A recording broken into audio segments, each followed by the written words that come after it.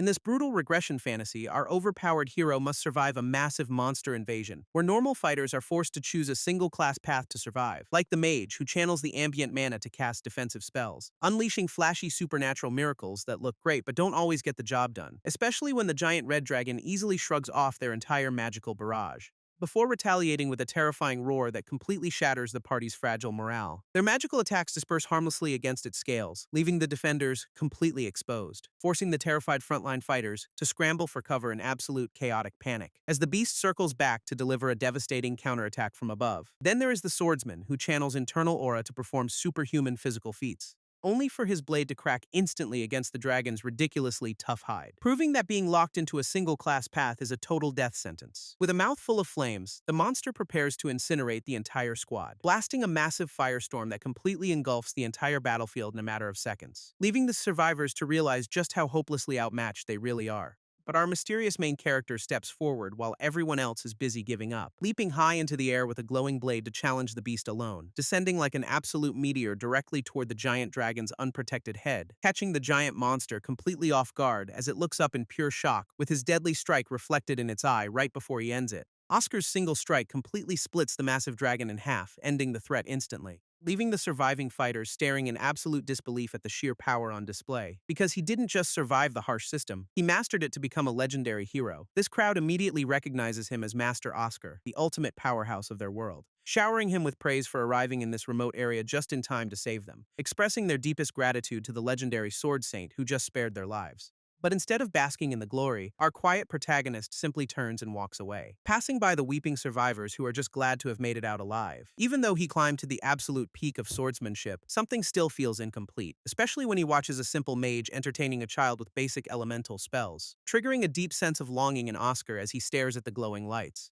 realizing that despite being the ultimate idol everyone looks up to, he missed his true passion. Back when he was just a kid, magic seemed like the ultimate dream, a sparkling miracle that captured his imagination and never really let go, forcing him to carry that childhood wonder even after dedicating his life to the blade. To keep his edge, he retreats to the mountains for some intense solo training, swinging a simple wooden sword with enough force to warp the air around him. While his disciples watch from a safe distance, completely terrified by his daily routine, they casually chat about how this massive crater used to be completely flat ground, proving that even his basic warm-ups are enough to literally reshape the landscape. Hearing that Oscar literally reshaped the landscape just by practicing leaves his young disciple completely speechless, as she stares in absolute disbelief at the terrifying gap in their abilities. But her fellow student quickly snaps her out of it by pointing out the scroll in her hands, prompting her to immediately call out to their master who is still standing down in the crater, running down the steep slope to deliver an official letter sent straight from the imperial capital, which Oscar quietly takes and begins to read while she nervously asks if it contains bad news,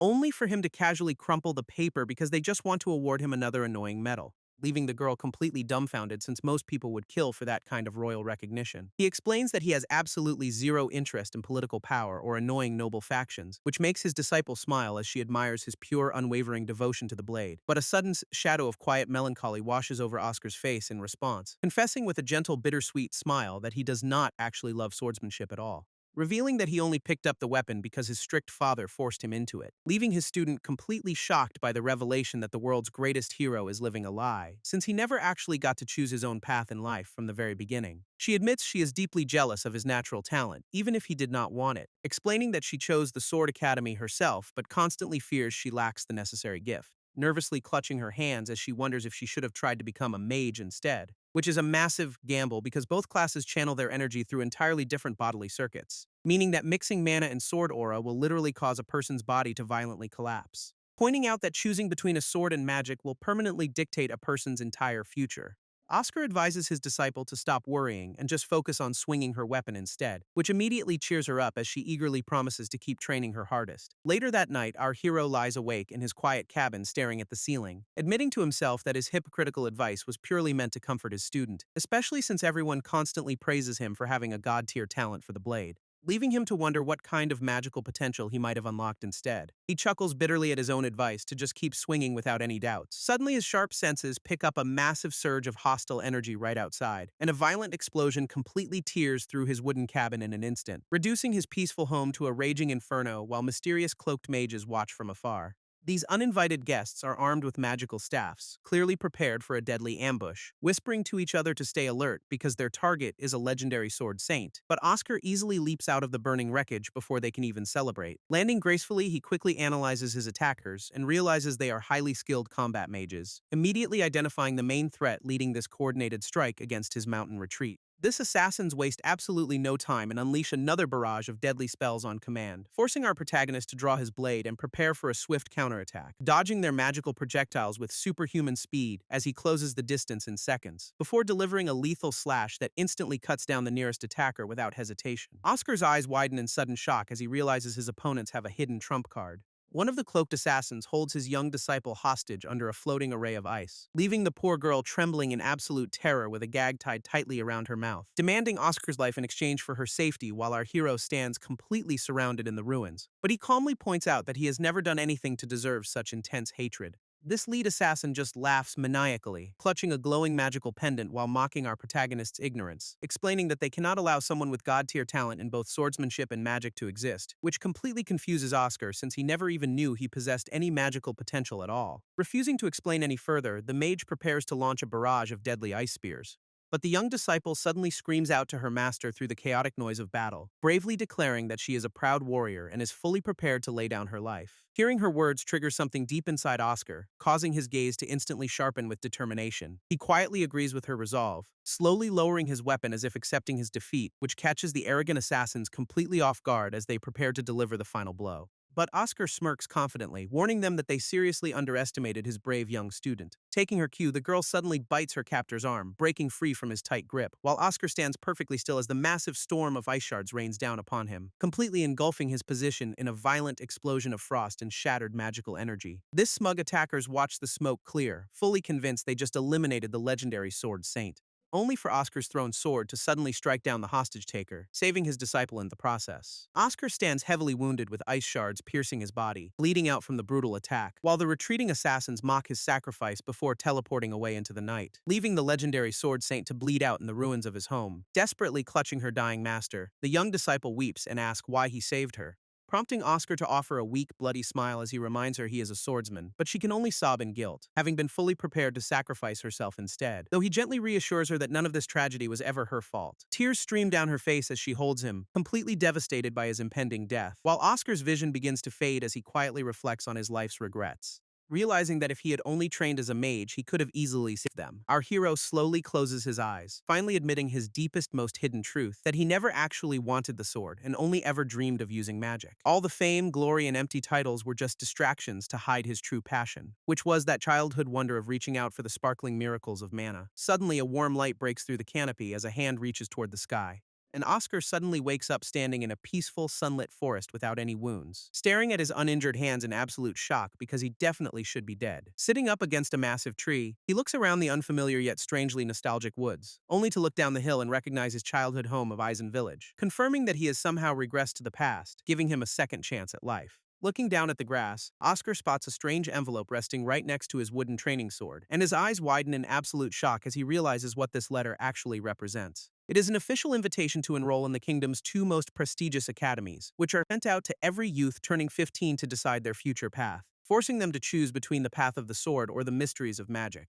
Staring at the letter, our hero can hardly believe he is holding this choice once again. He clutches the paper tightly, slowly realizing that he has indeed returned to his childhood, back to when he was just 14 years old and before his tragic fate began. Suddenly, a pair of heavy boots approaches, snapping him out of his deep thoughts, revealing his stern father standing there with a group of intimidating disciples. Oscar quickly hides his surprise, gripping his wooden sword as he greets the man, realizing with a heavy heart that his father is still very much alive in this timeline. This older man immediately scolds him, accusing his son of getting arrogant and neglecting his training. But Oscar quietly looks away, knowing his lack of focus had a completely different cause. Back then, he was desperately struggling with whether to confess his secret desire to learn magic, which was a massive problem since his father was a renowned swordmaster with many disciples, leaving Oscar with no choice but to train under his strict guidance from a young age. Even though he excelled, the boy's heart was stolen the moment he witnessed real magic, eagerly running to his father to describe the beautiful, sparkling wonders he had just seen, only to be met with a terrifying glare as his father declared magic a craft for the weak. remembering how his father forced the blade on him just to earn basic affection. Oscar recalls the agonizing pain of his brutal death in his previous timeline, which makes him realize he absolutely cannot let history repeat itself again. Firmly gripping his wooden training sword with a brand new sense of purpose, resolved to finally abandon the blade and pursue his true dream of magic, his stern father suddenly interrupts his thoughts, demanding to know why he stopped training. But our hero calmly replies that he has already swung the sword enough, catching the legendary master completely off guard with his sudden defiant attitude, prompting the older man to instantly unleash a suffocating wave of golden sword aura, which immediately knocks the surrounding disciples to their knees in absolute agony. Yet Oscar stands perfectly still, completely unfazed by the terrifying pressure of a master, leaving the struggling onlookers in utter disbelief at the boy's impossible composure, since a normal 14-year-old should be trembling in absolute terror right now. Staring deeply into his son's eyes, the father searches for any sign of weakness, only to withdraw his power while admitting that Oscar has clearly been training hard. He places a heavy, surprisingly proud hand on the young boy's shoulder, promising that if he keeps this up, he will inherit the entire family guild, which instantly sparks a wave of bitter jealousy among the watching disciples. As his father walks away with a rare, satisfied smile on his face, Oscar can only watch him go, silently preparing to shatter those expectations forever. Suddenly, a heavy hand slaps Oscar on the back, instantly snapping him out of his thoughts, revealing three older disciples who are back from the academy and looking for trouble, with their smug leader maliciously offering to teach our boy a lesson in swordsmanship. Oscar instantly recognizes these guys as the annoying bullies from his previous timeline, remembering how he used to easily beat them in sparring matches as kids. But everything changed once they enrolled in the academy and awakened their sword aura, using their new power to brutally vent all their bottled-up frustration on him. Back in the present, the gray-haired bully raises his wooden weapon, eager for a fight, igniting it with a purple aura while demanding that Oscar get into his stance. Our hero silently notes that a normal kid without aura stands absolutely no chance here. Rather than fighting, he calmly turns his back and walks toward the river, offering a polite farewell to his confused opponent as he holds his wooden blade, leaving the arrogant bully completely stunned by this bizarre and highly disrespectful behavior, before Oscar casually tosses his training sword directly into the rushing water below. This watching disciples burst out laughing, instantly mocking him for being a pathetic coward, while their leader furiously charges forward to punish him for abandoning the fight. Yet our protagonist stands perfectly still, completely unfazed by the incoming aura-infused attack, silently resolving to never swing a sword again as he makes his ultimate decision, looking back with a confident smirk as he prepares to walk the path of magic. Even as the enraged bully leaps through the air to deliver a brutal strike, Oscar's eyes narrow as he locks onto his opponent's incredibly clumsy and predictable movements. Even though the bully is using sword aura to boost his physical speed, our hero effortlessly sidesteps the incoming strike with the grace of a seasoned master, casually telling the enraged attacker that his basic tricks simply won't work on him. He even offers some free advice, telling the kid to treat the blade like his own body, which only infuriates the bully further as he swings his wooden weapon in a blind rage. Suddenly, Oscar realizes he accidentally slipped back into his old habit of lecturing his future disciple. This desperate attacker screams in absolute frustration, unable to land a single hit on his target, before our protagonist moves like a blur, completely disarming the loudmouth in a single second, leaving the wooden sword stuck in the dirt while the bully crashes hard onto the ground. Gritting his teeth in sheer humiliation, the defeated punk can only glare up and curse. But Oscar leans in close with an icy stare that instantly freezes the boy's blood, pointing out the absolute stupidity of throwing away his weapon's reach against an unarmed opponent. With his point made, our hero walks away while the other terrified lackeys carry their boss off. Staring back at the upright sword, he feels satisfied that they won't bother him again, remembering how his father forced him to awaken his sword aura in his past life. Oscar decides he must prioritize gathering mana first to completely change his destined path. Walking deep into the quiet, sunlit forest, he searches for a secluded spot to train, wiping the sweat from his neck as he prepares to begin his very first magic meditation, finally finding a massive boulder where absolutely no one will be able to disturb him. Remembering a conversation from his past life, Oscar recalls asking a friendly mage about their craft, explaining how swordsmen build up internal spirit while wondering how magic users actually channel their power. Listening intently to his question, the young woman in the witch hat pauses to think, looking down at a simple wooden bucket and a watering can resting by the flowers. She cheerfully explains that using magic is actually very similar to watering a garden, leaving our former sword saint completely baffled by such a bizarre and mundane comparison. This mage described mana as an invisible force filling the air, waiting to flow through circuits, which is then poured into a specific formula to finally activate a spell. Sitting atop the massive forest boulder, Oscar focuses deeply on this crucial memory, repeating her words about how mana constantly surrounds everything in the natural world. Staring up at the bright blue sky, he prepares to attempt his very first meditation, believing that if he can just perceive the energy, drawing it in should be easy. A true warrior relies on every single sense to survive deadly battles, and those elite instincts from his previous life as a sword saint remain perfectly intact, prompting him to close his eyes and push his perception to the absolute limit. Tuning into the surrounding forest, he feels the birds, the water, and the wind, until a breathtaking swirl of vibrant, glowing energy suddenly manifests all around him. Gasping in absolute awe, our hero opens his eyes to witness the sparkling miracle of mana, celebrating his instant success before realizing he needs to pull it into his circuits, only to freeze as he realizes he has absolutely no idea how to actually do that. Suddenly, Oscar senses a strange disturbance in the air, instantly snapping him out of his thoughts. Dropping down to investigate a hidden path nestled deep within the rocky forest, he stares toward a dense thicket, immediately realizing that something feels incredibly off. Moving with absolute silence, his boots light tread across the dusty dirt path, cautiously stepping into a mysterious clearing where the trees begin to thin out. Our hero notes the eerie silence, unable to detect even a single sign of life, before a sudden violent shockwave erupts right in front of him with blinding force. Shielding his face from the rising dust, he struggles to see what just attacked, only to find a massive, intimidating stone construct towering directly over his head. Oscar freezes in utter confusion, wondering why such a powerful creation is hiding here, when a sudden shadow leaps down from the sky, catching his attention. A striking red-haired woman lands gracefully on the giant construct, looking down at him, raising her hand defensively while demanding to know his business in her private workshop. This construct's eyes glow with a menacing red light as she accuses him of stealing, prompting our protagonist to look up, instantly recognizing the legendary master standing before him. She coldly warns him to choose his next words very carefully if he values his life.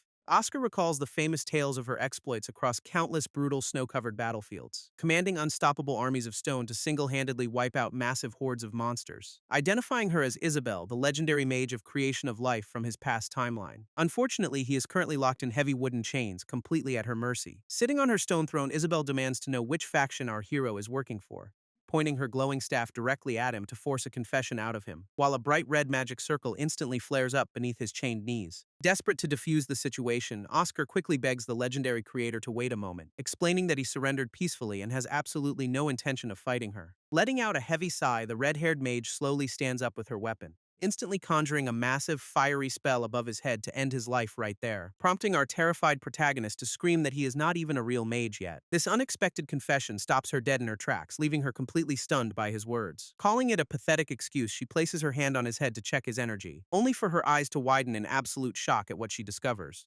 Sensing his internal state, she unleashes a wave of diagnostic magic to scan his body, completely baffled to find that he has absolutely zero mana flowing through his circuits. Sometime later, the tension completely melts away as they sit down for a warm cup of tea, though the proud woman immediately declares that she has absolutely no intention of apologizing. She complains about her new job as an academy professor, where everyone already treats her like an enemy, which instantly blows Oscar's mind as he realizes she is actually teaching at the Magic Academy. Realizing this is his ultimate chance, he decides he must study under her to master his mana, staring intently at the legendary creator as she casually sips her tea, silently resolving to do whatever it takes to become her very first magic disciple. Oscar directly asks the legendary creator to teach him how to absorb mana into his body, but Isabel instantly shuts him down, claiming she has zero interest in weak and incompetent men, telling him to finish his tea and go home while our hero silently refuses to give up, remembering the bloody, brutal end of his past life and how he absolutely cannot walk away, stealing his resolve to do whatever it takes to change his tragic destiny this time around. Meanwhile, the proud mage casually calls for another cup of tea from her silent mechanical servant,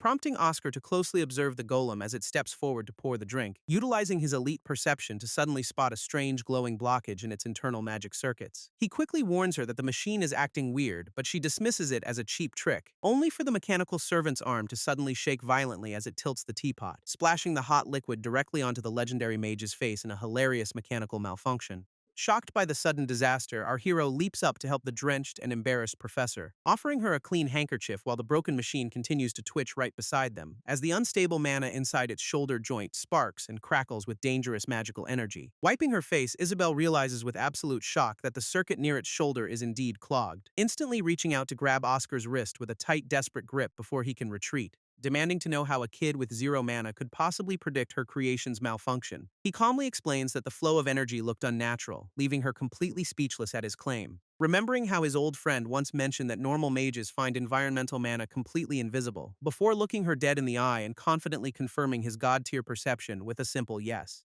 Isabel realizes his insane perception explains how he bypassed her barrier by sensing the invisible mana, wondering if this kid's ridiculous tracking ability stems from his past life or some hidden genius, while Oscar stands there completely clueless about the legendary mage's sudden change in attitude. Breaking the silence, the red-haired professor suddenly stands up and announces her final decision, flashing a smug grin as she offers to personally teach him how to control mana. Our hero is completely thrown off, reminding her of her previous rant about weak men, but she simply extends her hand, admitting that his unique perception has thoroughly intrigued her. Smiling at his sudden stroke of luck, Oscar realizes his master plan is working perfectly, and he firmly shakes her hand to seal their brand new teacher-student contract. Getting straight to business, Isabel uses her stone golems to hold up a makeshift blackboard, explaining that mana is already inside him, though Oscar wonders how to actually move it. She draws a diagram, clarifying that energy only flows when channeled through a magic formula, which leaves our former sword saint looking incredibly confused by this whole academic approach. To demonstrate, the professor pulls out a special paper inscribed with a basic magic circle, teasingly refusing to reveal what the spell actually does until he successfully activates it himself. Instructing him to focus his internal power, she tells him to pour it into the paper, and our hyped protagonist confidently accepts the challenge, eager to test his legendary instincts. Little does he know, Isabel is secretly laughing, expecting this process to take at least a month, though she silently admits that if his ridiculous talent is actually the real deal, he might just pull off this impossible magical feat in a mere 2 weeks. Oscar closes his eyes, trying to locate the dormant energy circulating deep within his body, realizing he must turn his focus inward, exactly like he used to forge sword aura. As he plunges into his own consciousness, his mind maps out the pathways of his soul, and suddenly tiny sparks of brilliant light begin to gather around his spiritual form. Pressing his gloved hand onto the paper, he watches the magic circle flare with purple light, his eyes widening as he realizes the ancient mage's theory was absolutely correct. This invisible energy of the world is already right here, waiting for him to grasp it, erupting into a spectacular display of magical fireworks that completely shatters the quiet courtyard. Because while normal humans must slowly crawl and stumble before they can finally walk, our protagonist is currently skipping the entire learning curve right in front of his new teacher.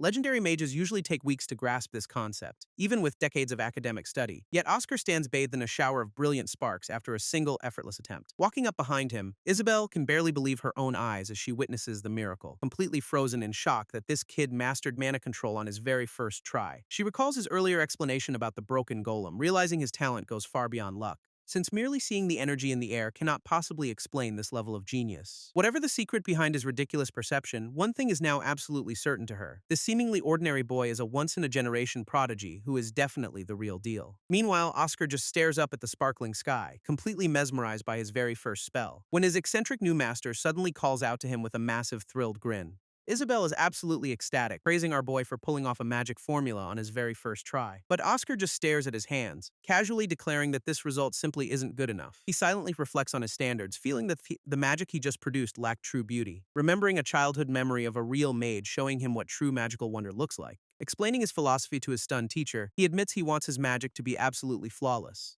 before crouching down to point out a specific flaw directly on the paper's magic circle, claiming that the flow of energy felt just as clogged as her broken golem's shoulder joint. This casual critique leaves the legendary creator completely speechless, her brain short-circuiting at his sheer audacity, while our protagonist clenches his fist, realizing his true goal isn't just to become a basic mage, but to master the art of casting the most perfect, beautiful spells in the entire world. Sweating from his intense declaration, Isabel awkwardly suggests that he can just rewrite the formula himself, which instantly sparks his curiosity as he leans in with a hilarious, wide-eyed look of excitement, demanding to know how a person even begins to write a magic formula in the first place. Meanwhile, back at the academy, a stern-looking master walks down a sunlit corridor with a heavy sword, his cold eyes scanning the area as he searches for his apparently useless group of disciples, who are currently nursing their wounds by a well, complaining about how strong their rival has gotten. Suddenly, their terrifying master looms right behind them, demanding to know what happened to their pathetic faces, prompting the panicked lackeys to instantly jump up and try to laugh off their embarrassing defeat, though the stern warrior coldly repeats his question, refusing to let them off the hook so easily. Shaking with absolute terror, the bruised students realize they have no choice but to confess the truth. This stern instructor crosses his arms, listening intently to his bruised student's explanation. His cold gaze narrows as he processes the humiliating defeat of his top disciples, finding it absolutely impossible to believe that a supposedly weak kid like Oscar defeated them. Turning his back, the master coldly orders them to recover quickly for tomorrow's training, leaving the terrified lackeys bowing in relief as their intimidating teacher walks away. Looking up at the clear sky, the warrior quietly contemplates his next move, flashing a sinister smirk as he decides it is finally time to unlock sword aura. Meanwhile, inside a massive, cluttered study filled with towering stacks of ancient books, Oscar sits on the floor, completely overwhelmed by the sheer depth of magic formulas, prompting Isabel to generously offer her personal library to help him study further, proudly boasting that he can take as many of her precious books as he wants. Suddenly, she turns around only to find her eager new student has already vanished, spotting Oscar carrying a ridiculously massive tower of textbooks with a bright smile, which immediately makes her regret her generous offer as he takes her words literally. Just as she prepares to scold him, a sudden realization flashes through her mind, causing her expression to turn dead serious as she prepares to deliver a warning. She explains that since he now has active mana flowing through his magic circuits, he must be extremely careful if he ever tries to combine it with sword aura. While back at the training grounds, the stern master prepares his own dangerous lesson, warning Oscar that mixing these two opposing forces will instantly result in his death. Oscar travels back to his hometown Eisen village to handle some important family business, riding up to the estate with a serious expression as he prepares for a tough conversation. Entering a quiet bedroom, he greets his bedridden father who has been ill for quite some time, prompting the frail old man to weakly look up and welcome his son back home. Crouching down, our hero listens closely as his father requests a private moment. Placing a hand on the boy's shoulder, the father instantly senses the dormant power within him, quietly reflecting on his past decision to force Oscar to abandon his magical dreams years ago, recalling the painful memory of when he had to lock away his son's incredible potential, leaving the young boy completely devastated but ultimately obedient to his family's strict wishes. Now Oscar holds a sealed invitation letter in his hand, ready to finally change his fate. Standing before the massive gates of his family's estate under the starry night sky, silently resolving to get his father's official permission to enroll in the prestigious Magic Academy, he finds the head of the household standing alone by a crackling fire pit in the courtyard, approaching the stern man who calmly turns around to ask what his son wants, with our hero confidently stating that he needs a signature to finalize his academy enrollment. These two men stand in silence, the tension between them growing thicker by the second, before the father takes the paper, casually remarking that this request is incredibly sudden, only to freeze in absolute shock as he suddenly senses the active mana flowing through Oscar's body. Smiling warmly, our protagonist expresses his relief, knowing he cannot legally enroll without this official approval,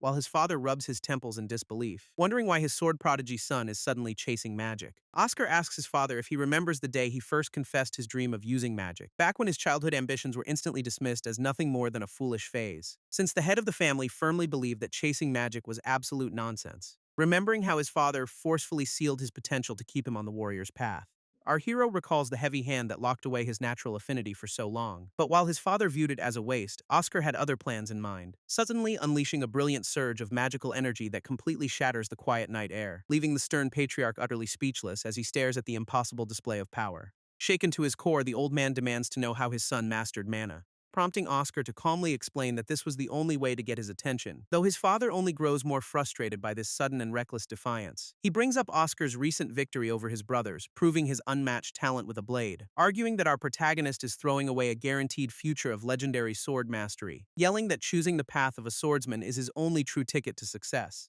Oscar quietly listens to the lecture, admitting that his father's logical reasoning is probably right, yet he gently points out that true success does not always guarantee personal happiness. As the two men stand in the courtyard, locked in a silent battle of wills. Sighing deeply, the father rubs his face as he finally understands his son's stubborn resolve, before his expression turns incredibly dark as a sinister purple aura begins to flare up, warning the boy that mixing sword aura and mana inside his body will literally kill him. Clenching his sword hilt, the stern patriarch threatens to beat this stubbornness straight out of his son, claiming that even if Oscar doesn't understand now, he will eventually thank him for this harsh lesson. But our protagonist silently reflects that such a day of gratitude is never going to arrive, remembering how his father's rigid path only led to tragedy and a lifetime of bitter regrets. With a cold gaze, Oscar accepts that the promised understanding died along with his father's old dreams, prompting the impatient warrior to toss him a weapon and demand he prepare for a duel, vowing to hold back his full wrath just long enough for the boy to defend himself, though Oscar merely closes his eyes, calmly preparing to shatter his father's outdated worldview once and for all.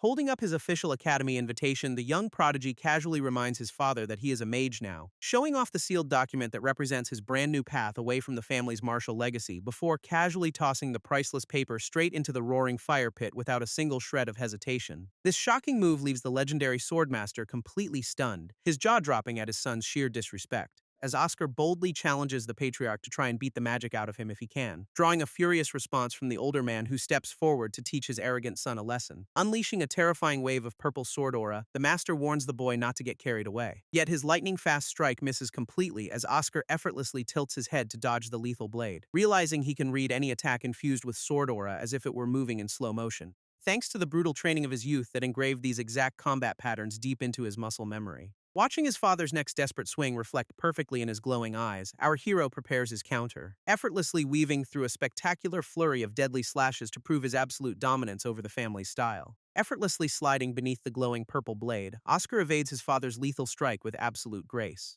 while silently reflecting on how this terrifying man was once his ultimate role model in swordsmanship. Stepping back to create some distance, the young prodigy admits his opponent truly lives up to his reputation, leaving the patriarch completely stunned that his son dodged without using a single drop of sword aura. He acknowledges Oscar's raw, natural talent, realizing the boy's skills are undeniably the real deal, before unleashing a massive surge of purple energy to force a dangerous gamble on his stubborn son, prompting our hero to calmly question if this reckless force is what his father meant by teaching lessons. A confident smirk plays on Oscar's lips as he asks if the old man is just trying to break him, which only infuriates the proud warrior further, causing him to growl out in pure frustration. But the boy calmly explains that just as talent is everything to the head of the household, there is a path of his own that he absolutely refuses to abandon. Gripping his hilt tightly, the father demands to know if Oscar is referring to the sword, only for the young mage to cheerfully pull out a small, elegant wooden tool and declare it a staff. Though it is merely a basic tool meant for beginners, he holds it with absolute confidence, remembering Isabel's warning that true magic requires vast knowledge he has yet to fully master.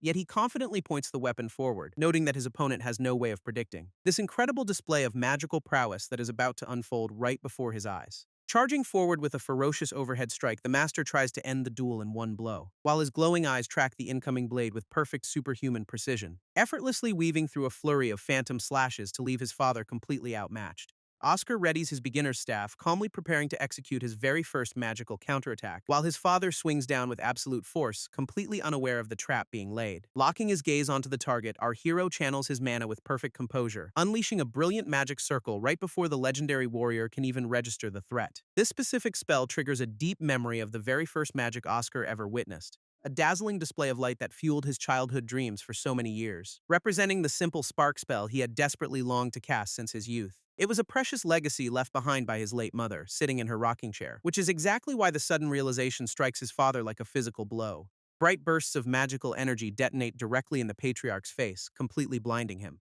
leaving the proud warrior clutching his eyes in absolute shock at this familiar magic. But before he can recover, Oscar swiftly glides into his blind spot like a ghost. This old man desperately wonders if the flashing light was merely a clever distraction, only to feel his grip fail as his weapon is launched high into the night sky, landing with a sharp metallic ring as it embeds itself deeply into the stone courtyard. Staring at the reflection in the polished steel, the defeated master realizes he has lost, as Oscar calmly explains that he predicted his father would rely purely on sensing presence. Clutching his throat, the stunned patriarch realizes the initial spell was just a brilliant feint, designed from the very beginning to strip him of his sword and end the duel, leaving the proud head of the household completely speechless and utterly defeated by his son. Shaken by the defeat, the patriarch admits he can easily vouch for Oscar's legendary swordsmanship, but he demands to know who could possibly vouch for his unproven magical abilities, prompting our hero to calmly reply that he only wanted to show his chosen path, asking if his father only picked up a blade because someone guaranteed his success. This bold question triggers a long-forgotten memory of a conversation from his father's youth, back when he and his pregnant wife discussed what their unborn child would learn, with his late wife teasingly pointing out that he only chose swordsmanship because it looked cool. She firmly believed that their child should be the one to choose their own destiny. And remembering those words, the old man smiles as he lets go of his rigid expectations, quietly turning around to walk away while Oscar watches him with a confused expression. Our hero calls out in confusion as the stern patriarch silently heads across the courtyard, only to stop and pick up the singed enrollment paper from the stone floor, leaving the young mage completely stunned as he clutches his useless feather pen. He holds up the fully signed document, smugly noting that Oscar won't be needing that pen anymore. Meanwhile, the scene shifts to the massive and prestigious Magic Academy towering under a bright sky, where the faculty members are currently reviewing the highly promising profiles of this year's applicants, noting that several high-profile nobles and even the imperial princess herself are set to enroll, with some of these elite prodigies already mastering advanced spells and their family's secret heirloom magic. Amidst the excitement, a mysterious cloaked student silently holds their own acceptance letter, prompting an onlooker to curiously ask if something is bothering them as the new semester begins. A mysterious student with a glowing purple pendant smiles, amused by the high-tier noble bloodlines enrolling this year, while Oscar spends his final days of preparation buried in books to master basic magical theory, standing outside the dormitory as the day of his departure to the academy finally arrives, only to find his father waiting there, silently watching him with a surprisingly calm expression. Taking a slow step forward, the older man reflects on how the last 6 months flew by, as our hero walks out fully prepared to begin his long-awaited journey into the magical arts. This stern patriarch reminds his son that many elite geniuses have spent their entire lives studying magic, offering a rare piece of fatherly advice to stay strong and never let himself be broken. prompting a confident look from the young mage who knows exactly what he is up against. Oscar playfully reassures him, joking that absolutely nobody in the world could possibly be scarier than his own father, which actually coaxes a genuine proud smile out of the usually cold and distant warrior. Before the young prodigy bids his final farewell and turns to take his very first steps forward, clutching the precious, fully signed enrollment document that he fought so hard to secure, he walks away from his family's martial legacy, eager to finally claim his true destiny. As he arrives at the gates of the prestigious Magic Academy under a brilliant, clear sky, this massive wooden doors slowly creak open, revealing a blinding light that welcomes the new students, showcasing a breathtaking, towering castle completely surrounded by vibrant magical energy and floating rainbows.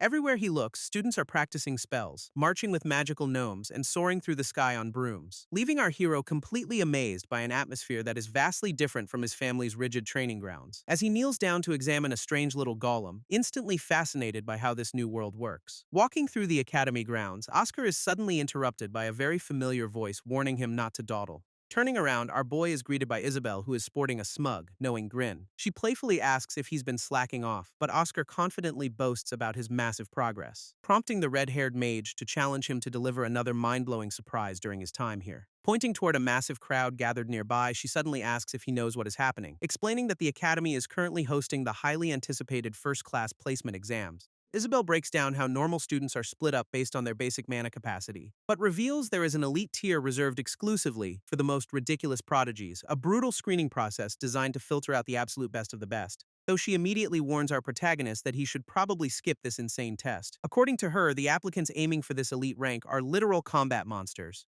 raised in prestigious magic households and pampered with top-tier training since birth. Instead of being intimidated, Oscar gets incredibly hyped at the prospect of learning high-level spells, leaving Isabel to sigh in defeat, realizing there is absolutely no stopping his stubbornness. Giving in to his curiosity, she leads him over to the arena to witness the trials firsthand, where a nervous-looking student is currently standing before a set of moving targets. This challenger quickly channels his mana, launching a barrage of water spells at the floating orbs, successfully popping them with a series of clean, well-aimed splashes that echo across the courtyard. While the crowd cheers and the student celebrates, Oscar politely claps along with a rather unimpressed look, realizing the entire exam is just a simple target shooting game that will be incredibly easy to beat. Oscar suddenly feels a heavy gaze on him, noticing several hostile students staring from the crowd, before a silver-haired noble calls out to him, demanding his attention with an arrogant tone. Introducing himself as Zazan of House Gerosis, who immediately looks down on Oscar as a mere commoner, coldly ordering our hero to pack up his things and leave the academy grounds at once. But Oscar calmly points out that the placement exam is supposed to be open to everyone.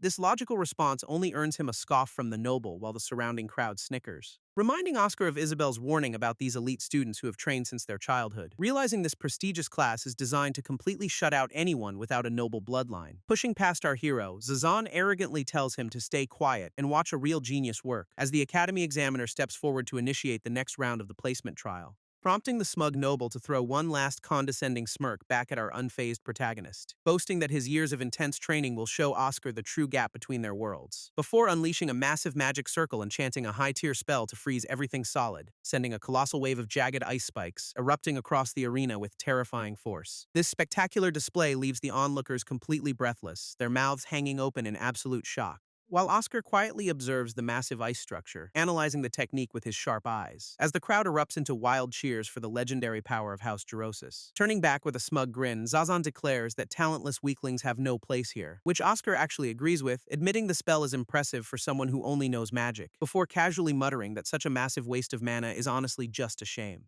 Zazan's jaw drops in absolute disbelief, completely offended that a mere commoner would dare criticize his masterpiece. But our boy just casually strolls past him, totally ignoring the noble's growing rage, reflecting on his own years of brutal training and how much he doubted his own path. Now he holds up his pen staff with a smug grin, thanking the elite for the boost. Naturally, the snobbish crowd immediately starts laughing at his cheap, beginner-tier weapon, mocking his lack of funding, whispering that there is absolutely no way he can even aim properly with a toy like that, while Zazan tries to shake off the insult, convinced his legendary ice spell was completely flawless. As the examiner steps up to inspect the massive frozen spikes left behind in the arena, this arrogant noble reminds himself of his family's prestigious crest, believing his magic has zero weaknesses, only to suddenly touch his nose in confusion, wondering what tiny projectile just grazed his face. Meanwhile, the examiner prepares to call the next phase of the trial, unfurling her scroll, silently noting that this year's batch of new students is incredibly impressive, just like the rumors claimed, assuming that the ice prodigy has already secured the top spot among the incoming freshmen. But she can't help but sweat as she glances over at our mysterious protagonist, deeply wondering what kind of secret training he has been doing to remain this calm,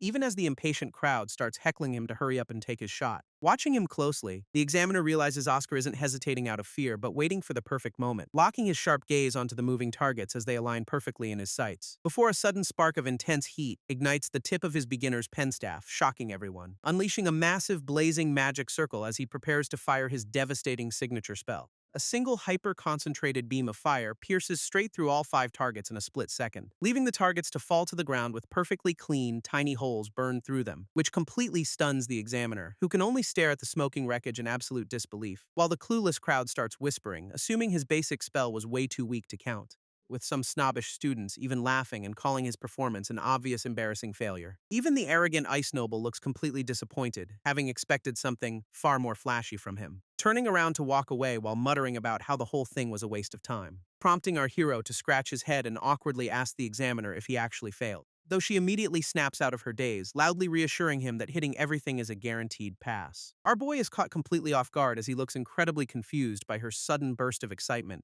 quietly asking why she is so shocked, wondering what the big deal is, which only prompts her to demand why he didn't just shoot the targets down one by one, leaning in close as she desperately wants to know if this insane feat was just a lucky fluke. But reflecting on the massive flashy ice spell the noble cast earlier, our boy keeps his cool, calmly explaining to the examiner that throwing around that much power is honestly just a waste, leaving her completely frozen in sheer disbelief as her mind struggles to process his practical mindset. As he points out that conserving mana is the most important rule on a real battlefield, instantly realizing the depth of his tactical genius, she quickly apologizes for doubting him, allowing Oscar to casually walk away and finally begin his journey through the prestigious Magic Academy. While the examiner watches him go, deeply impressed by his sharp eyes, patience, and flawless mana control, this examiner realizes Oscar's spell wasn't flashy, but his flawless mana control is what truly set him apart, proving that our boy is already leagues ahead of every pampered noble in the entire freshman class. As he strolls through the beautiful campus grounds, he watches other students flying around on their brooms, deeply admiring the examiner's impressive ability to control so many moving targets simultaneously. Suddenly, a strange magical presence in the air causes him to stop dead in his tracks, prompting our alert hero to quickly spin around and demand to know who is hiding nearby, only for a mysterious floating wizard to complement his sharp instincts as he descends from the sky.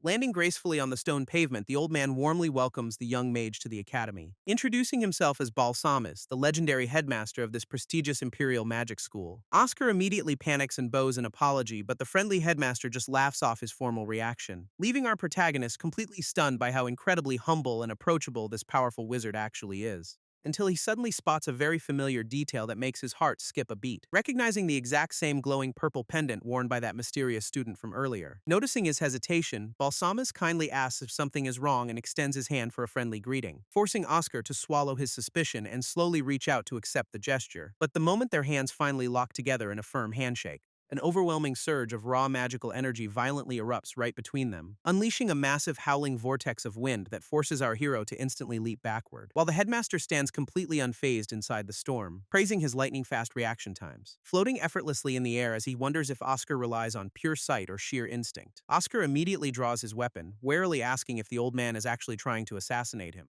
But the floating headmaster just scoffs at his tiny pen staff, questioning if he can even fight back, swinging his massive to unleash a high-tier spell that instantly whips up the surrounding air, trapping our hero inside a violent, swirling wind barrier that completely cuts off any hope of escape. Realizing he cannot break through the storm, Oscar decides to change his strategy and go on the offensive, quickly channeling his mana to ignite a blazing magic circle right at the tip of his weapon, launching a hyper-concentrated fire bullet straight up toward the floating headmaster with incredible speed. This sudden counterattack catches the legendary wizard completely off guard, forcing him to react in a split second, barely deflecting the blazing projectile with his staff as the heat singes the air around him, leaving the old man deeply impressed that the boy targeted the caster instead of wasting mana on defense. A knowing smile creeps onto the headmaster's face, thoroughly enjoying this display of raw tactical genius, while the intense wind barrier finally dissipates, leaving our confused protagonist to look around in silence. Dropping to one knee, Oscar catches his breath as the sheer strain of the clash begins to settle in. before Balsamis floats back down, playfully teasing him about running out of steam so quickly. Standing back up, our boy demands to know the real reason behind this sudden, dangerous test, prompting the wizard to explain how arrogant nobles constantly target talented commoners who dare to stand out, admitting that he wanted to personally gauge Oscar's strength before the Academy's sharks could circle him.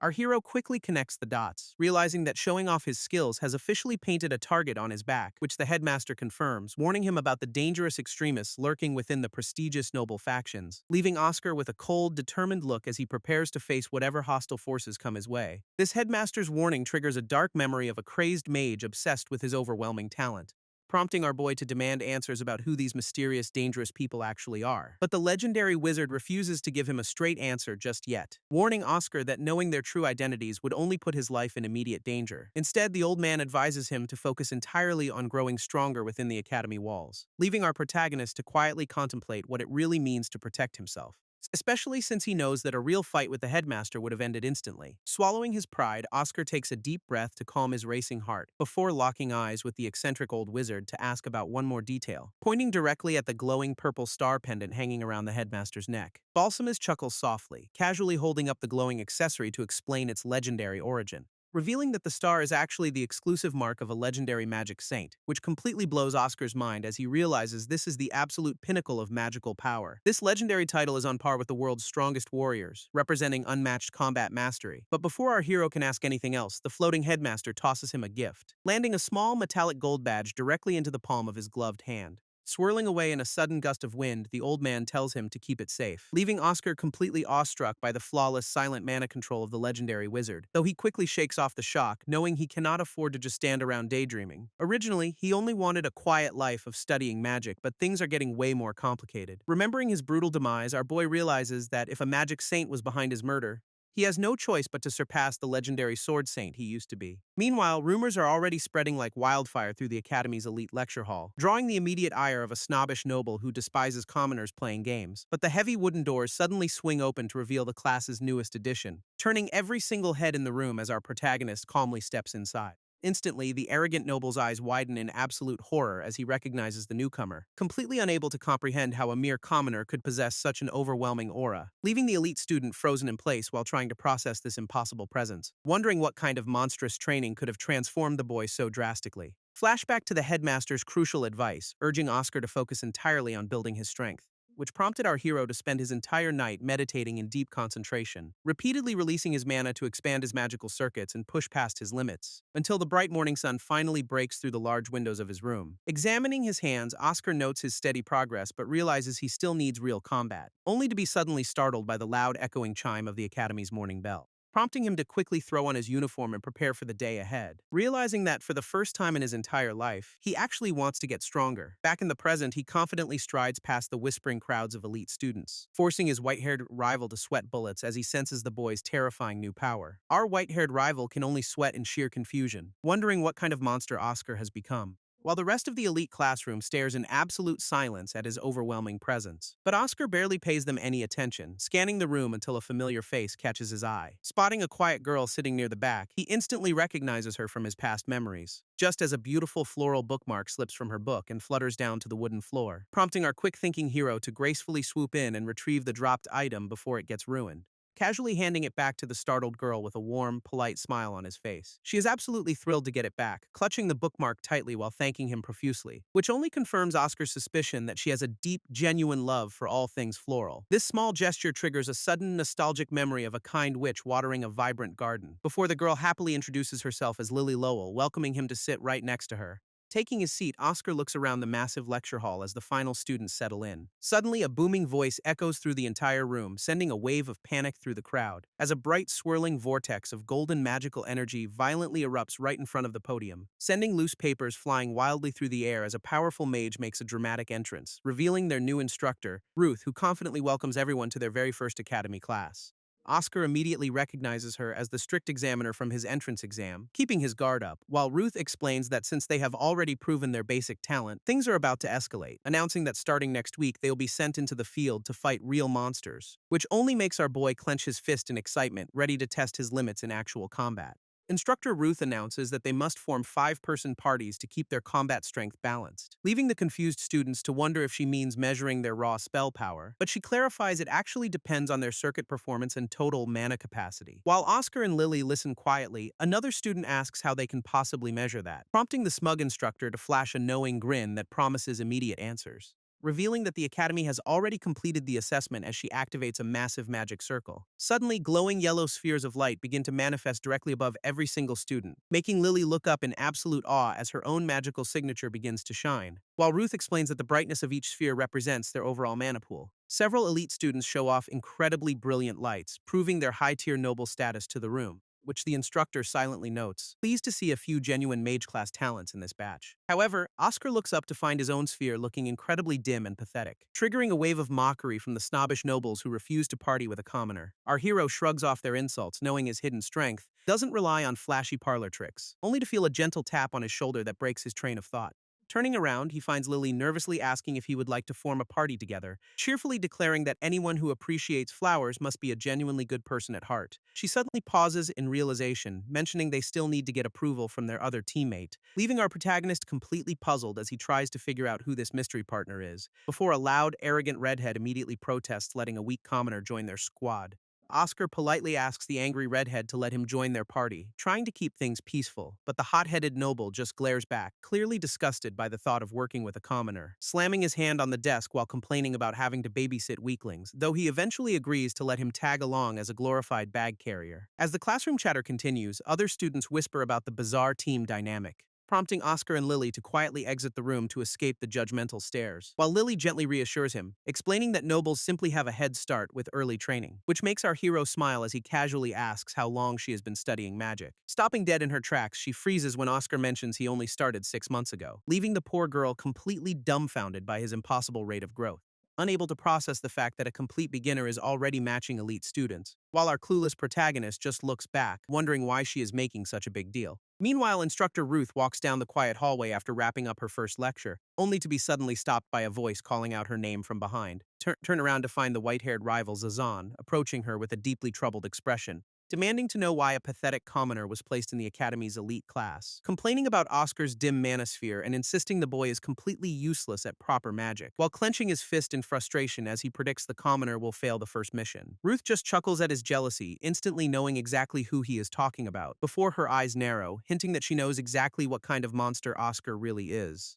Ruth drops a truth bomb on Zazan, revealing that Oscar only awakened his mana 6 months ago, leaving the arrogant rival completely speechless as she warns him that the commoners will soon surpass him, before she casually walks away, leaving him to stew in his own bitter frustration. She notes that the upcoming field training is designed specifically to weed out the weaklings. While back in the classroom, Lily explains the magical hierarchy and how most nobles start training in childhood, making Oscar realize just how insane it is for young nobles to already reach the Magus tier. But Lily quickly turns the praise back on him, cheering that he is the real anomaly here, getting right in his face to emphasize that reaching apprentice level in 6 months is completely unheard of. Our boy can only sweat nervously, silently thanking his eccentric headmaster for the brutal crash course, before quickly changing the subject to ask about her connection to their angry red-haired teammate Levin. Lily happily explains that Levin's family is a prestigious noble house with a massive legacy, showing how lesser noble families constantly flock to them for protection and political influence, which confirms Oscar's theory about her family, though she insists Levin's combat skills are actually the real deal,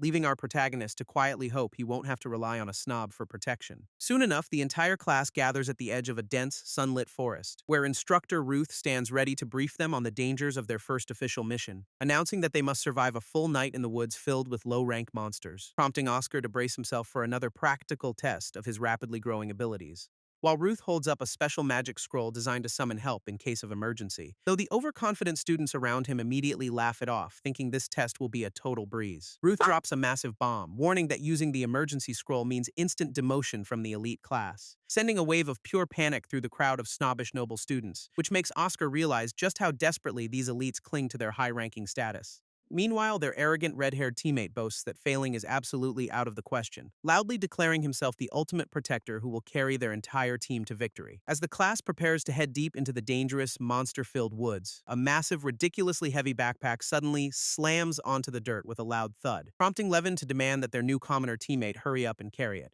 Lily immediately protests the unfair treatment, but Oscar calmly smiles and agrees to the deal, leaving the smug noble to laugh about how the commoner finally knows his place, before walking off while warning our hero not to drag the rest of them down. Sometime later in the dense forest, the loudmouth noble is already panting and completely exhausted, leading a perfectly fine Oscar to casually walk over and offer him a hand. Embarrassed by his own weakness, the furious redhead violently slaps his hand away and screams. Fuming in silent rage, the noble stomps away while our boy politely checks on Lily. She can only stare in absolute bewilderment, wondering how he remains so incredibly relaxed, while Oscar simply notes that they haven't encountered a single monster in this zone. Suddenly, his sharp senses tingle as a strange, glowing light flickers deep within the trees, causing him to shout a desperate warning for the overconfident noble to stop immediately. But the stubborn redhead just snaps back, refusing to take orders from a mere commoner. Oscar immediately senses a strange familiar pressure that feels exactly like the barrier around Isabel's workshop, before a massive magic circle erupts beneath their feet, activating a high-level spell that warps space itself, causing the ground beneath them to crack violently as the spatial magic takes full effect,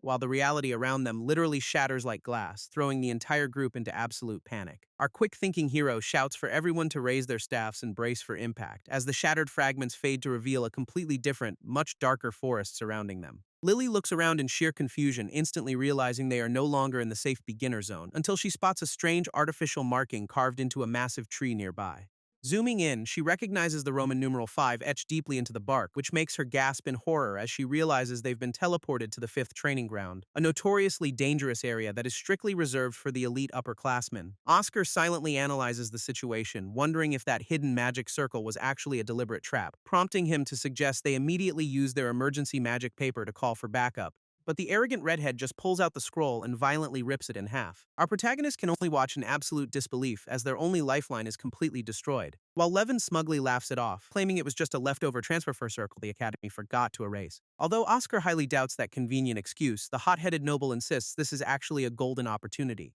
boasting that conquering a high-level zone will prove his absolute superiority to the entire Academy. With a confident smirk, Levin marches forward into the dangerous woods, forcing the terrified team to follow, leaving a worried Lily to nervously tell Oscar to stay close to her for protection. Oscar can only sigh as he follows his arrogant teammates deeper into the dark woods, but his relaxed attitude instantly vanishes when his sharp senses pick up a sudden threat, revealing a pack of glowing-eyed wolf monsters emerging from the shadows of the dense forest. These aren't ordinary beasts, but terrifying four-eyed predators that look ready to tear them apart. Instead of panicking, Levin flashes a smug grin, thrilled to finally show off his skills, while Oscar quietly grips his weapon, preparing to jump into the fray himself, eager to use this dangerous situation to test out a brand new spell he's been practicing. Before he can act, the hot-headed redhead suddenly blocks him and yells in frustration, demanding that the useless commoner stay back and watch how real nobles handle a fight. Our hero can only stare in disbelief, wondering what kind of strategy this snob actually has, as the lead monster digs its claws into the dirt and prepares to spring forward, launching the entire pack of vicious beasts directly at the arrogant noble in a coordinated strike. Levin confidently raises his heavy staff, completely unfazed by the incoming wave of deadly predators, chanting a high-tier earth spell that instantly activates a magic circle beneath him. A towering wall of solid rock erupts from the ground, completely blocking the wolves' charge, with the arrogant noble loudly commanding his other teammates to unleash their attacks from behind, prompting the two noble students to immediately cast powerful wind and waterland spells, which combine into a devastating elemental blast that absolutely obliterates the front line of monsters. Watching from the sidelines, Oscar how perfectly they split their roles between defense and offense, realizing this isn't just noble arrogance, but how trained mages fight when they have numbers. Levin grinds his teeth as more four-eyed wolves emerge from the shadows, realizing they are completely outnumbered. Before they can regroup, a massive beast leaps down from the rocky cliffs to ambush the panicked noble. This terrified student completely fumbles his spell, crying out in panic as the predator lunges at him, while Lily stands frozen in shock as another vicious wolf sneaks up right behind her. Levin can only watch in sheer frustration, unable to help his teammates in time, as a massive predator corners the poor girl, looming over her fragile rock barrier. This beast leaps over the stone defense with its jaws wide open, ready to tear her apart. But Oscar suddenly steps in, calmly chanting a fire spell to ignite his blade. With a single swift motion, our hero unleashes a devastating fiery slash that cleaves right through the monster, sending the defeated beast howling in pain as it crashes hard onto the forest floor, leaving Lily completely safe and sound as Oscar casually stands before her with his weapon ready. She quickly thanks him for saving her life, though our humble protagonist just brushes it off, while Levin smugly poses over the remaining carcasses, pretending he carried the entire battle himself. Now that the initial threat is cleared, the team prepares for a long night in the dangerous woods, setting up a quiet campfire to rest their exhausted bodies under the dark canopy, where the arrogant redhead boasts that a commoner like Oscar is lucky to witness elite magic. prompting our polite hero to simply nod and praise their defensive coordination, leaving the noble speechless. However, Oscar silently stares into the flames, knowing that team coordination isn't his ultimate goal, since he desperately needs overwhelming individual strength to break through any magical barrier on his own, until Lily quietly approaches him, breaking his deep train of thought by calling out his name. Lily sheepishly hands over a warm drink, admitting she was supposed to be the one protecting him, but Oscar just smiles and thanks her, refusing to let her feel bad about the rescue, before curiously asking about the mechanics behind the defensive magic she used against the wolves. Hearing this, the arrogant redhead scoffs from the background, lecturing him about basic spell distance rules, while walking away with a smug grin, completely dismissing our hero as a clueless commoner. Lily kindly explains that spells naturally lose their mana density the further they travel from the caster, which gets Oscar's analytical brain spinning about how mana volume and formulas interact to produce different results, wondering if there is a secret method to artificially boost a spell's overall power, though his deep thoughts are briefly interrupted when Lily laughs about making his drink too strong. He offers her a gentle smile, appreciating her warmth in this incredibly hostile environment. But a sudden massive realization flashes in his eyes as a brilliant concept clicks together, whispering a quiet confirmation to himself while staring intently at the steam rising from his cup, leaving his companion to look on with a deeply confused and worried expression. Our protagonist stares at the swirling liquid, comparing the concept of filling a container with raw power to the legendary technique of sword aura, completely blown away by this sudden magical breakthrough. Meanwhile, deep in the shadows of the forest, a mysterious eye-patch-wearing man watches them through a scrying circle, holding a whip as he stands atop a glowing red magic crest, evaluating the young noble's performance, his cold gaze revealing that he is keeping a very close eye on their progress, as a terrifying demonic shadow looms behind him, hoping the talented student keeps a low profile.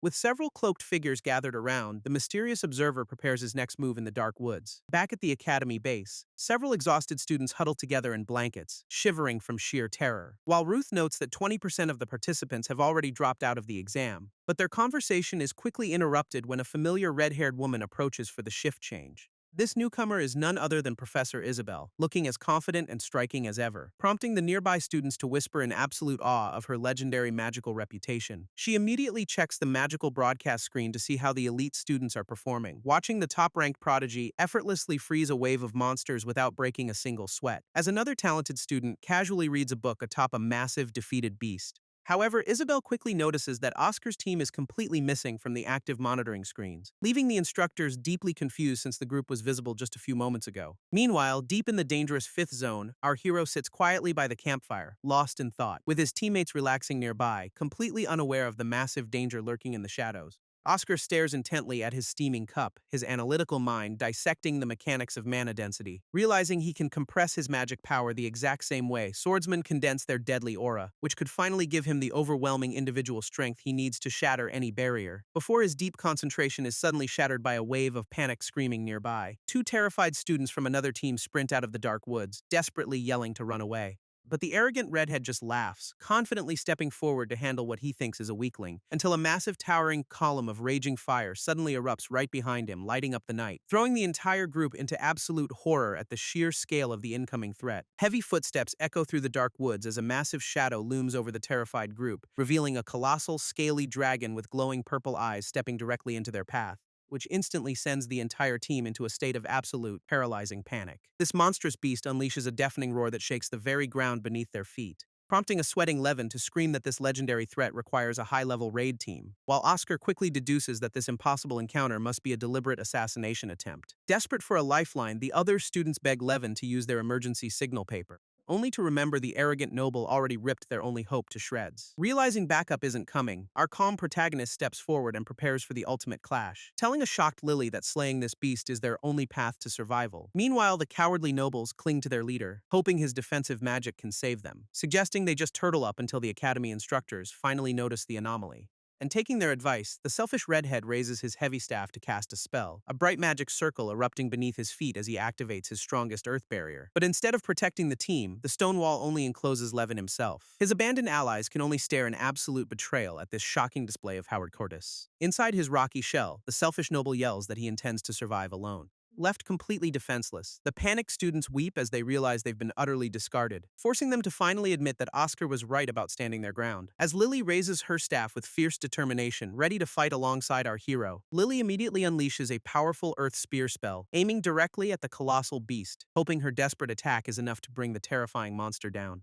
But the massive dragon shrugs off the impact like it was absolutely nothing, leaving the abandoned noble students weeping in absolute despair as their hopes shatter, prompting Lily to bravely offer herself as bait so Oscar can escape and get help. Though her hands are shaking with pure terror, she refuses to back down, only to find our protagonist standing beside her with an incredibly calm expression, while the colossal predator gathers massive amounts of elemental energy around its claws. This cowardly nobles completely give up, crying out that their lives are officially over, as a blinding, destructive fire begins to swell deep inside the monster's throat. Stepping past his trembling companion, Oscar prepares to test his newly discovered magical theory, completely unfazed by the apocalyptic threat looming directly in front of their group, analyzing how the beast absorbs atmospheric mana to fuel its devastating breath attacks, which only makes him realize that its overwhelming power is actually quite simple. He confidently draws his weapon, eager to prove his own magical superiority in this clash, facing down a creature known throughout history as a walking natural disaster, and begins condensing his raw mana into a single, incredibly dense point of light. Suddenly, the dragon unleashes a massive torrent of raging fire to incinerate them all,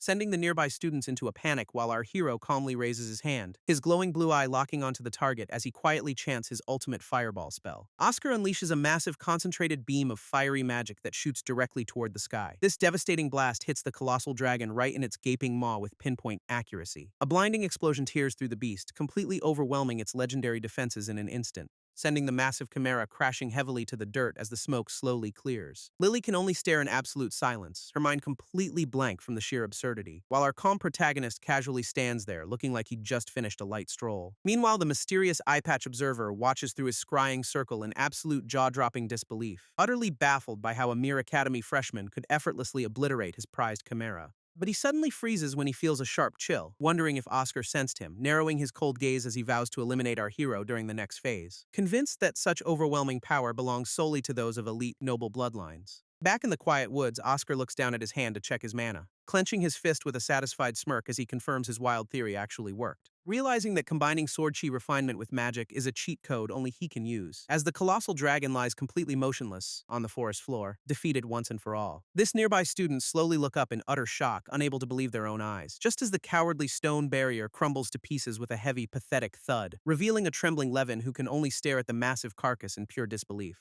his fragile noble ego completely shattered after being saved by the very commoner he despised, while Lily sheepishly approaches our hero, desperately wanting to know how he pulled off that miracle. Suddenly losing his balance, Oscar stumbles forward as a panicked Lily rushes to catch him, though our exhausted hero quickly reassures her that he is simply feeling a bit tired, secretly realizing that the magical backlash is putting an immense amount of strain on his body, with a painful, burning sensation making him feel like his entire being might tear apart. This surrounding students can only watch in silence as the powerful commoner drops to his knees, while Lily nervously grips her staff, terrified that another monster might be heading their way. But instead of a beast, a massive stone foot crashes heavily onto the forest floor, revealing Professor Isabel standing triumphantly atop her giant golem after tracking down the teleportation traces. She cheerfully asks if everyone is safe, bringing a massive wave of relief to the group. Yet as Oscar recognizes his teacher, his vision begins to blur from sheer magical exhaustion, and he completely collapses onto the grass, sending his worried teammates into a sudden panic. Looking over at the colossal dragon carcass, Isabel is left completely speechless by the scene, rubbing her forehead as she promises to thoroughly question every single student once they return,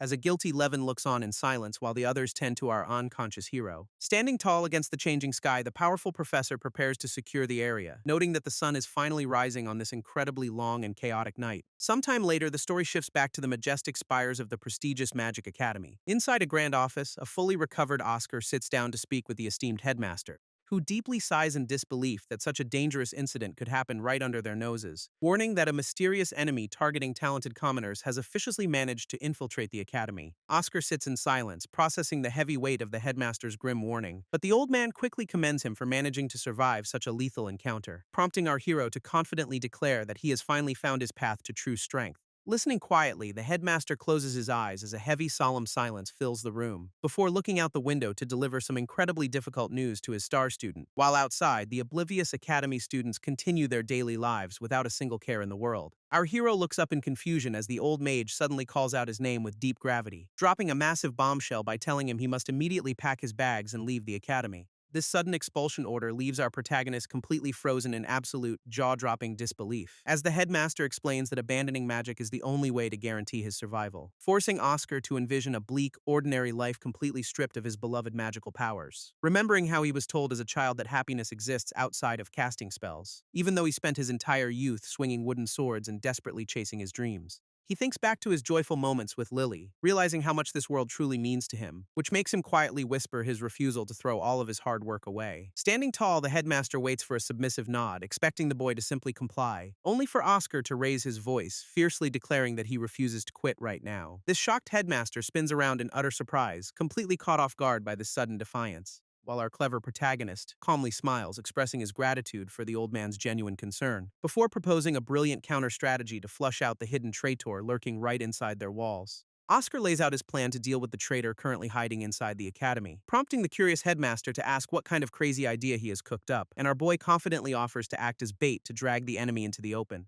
This insane proposal instantly leaving the powerful old mage completely stunned by his sheer audacity, quietly questioning if the young student actually understands the lethal risks of his dangerous plan. With a smug grin, Oscar replies that he has absolutely no intention of getting eaten, which makes the headmaster burst into a fit of hearty, booming laughter at his confidence, quickly composing himself as he promises to fully support the boy's incredible resolve, extending his hand to seal their secret partnership in this high-stakes counter-offensive, shaking on it as our protagonist officially secures a powerful ally for the upcoming storm. Before he leaves, the headmaster casually suggests that he should probably get a new staff, leaving Oscar sweating as he stares down at a ridiculously tiny feather-like magical tool. This pathetic little stick looking more like a fancy pen than a weapon of mass destruction. And soon the scene shifts to the Academy's massive, book-filled library to solve his weapon problem. A familiar hand suddenly thrusting the tiny, dagger-like wand directly into his grasp, revealing Professor Isabel cheerfully explaining that this beginner-grade tool is actually perfect for him. Our hero wondering if a staff is even necessary, but his teacher just laughs at his ignorance, pointing out that drawing complex magic circles with a bare finger is a massive pain,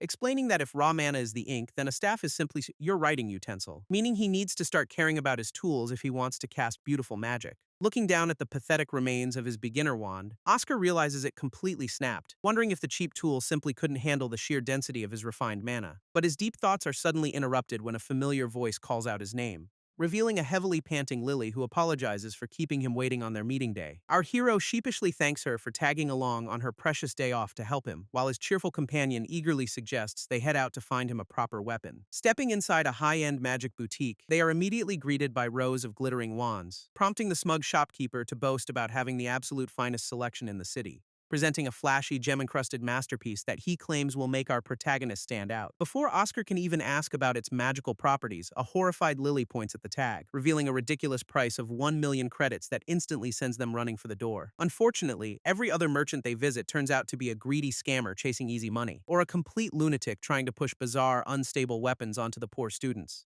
After hours of fruitless searching, the exhausted duo finally takes a break on a quiet street, with Oscar sighing over how absurdly expensive even basic magical tools are for a commoner. Lily explains that since most mages are wealthy nobles, manufacturers prioritize flashy designs over actual utility, making our polite hero feel incredibly guilty for dragging her around this endless shopping nightmare. She immediately puffs up her cheeks in anger, fiercely declaring she will stay until the very end. Walking a bit further, they spot a dusty wooden sign depicting a crescent moon and staff, but a passing local suddenly warns them that entering this mysterious shop is a terrible mistake. Oscar asks why, and the local warns him about a scary shopkeeper who forces customers to buy unwanted junk. Our protagonist stares up at the dusty building, quite intrigued by the idea of such a bizarre business model. Lily desperately grabs his sleeve, begging him to turn back before they get trapped inside forever. But our stubborn hero completely ignores her warnings and reaches straight for the brass doorknob, pushing the door open while pointing out that a shop with such bad rumors must have some secret to survival. Stepping inside, they find themselves in a dimly lit room filled with various weapons hanging on the walls. This young mage confidently leads the way into the shadows while his terrified companion clutches her bag in pure anxiety. Suddenly, heavy footsteps echo from the back of the store, signaling the arrival of the mysterious owner. A muscular, bearded man emerges holding a sharp tool, demanding to know if they are actually planning to buy anything.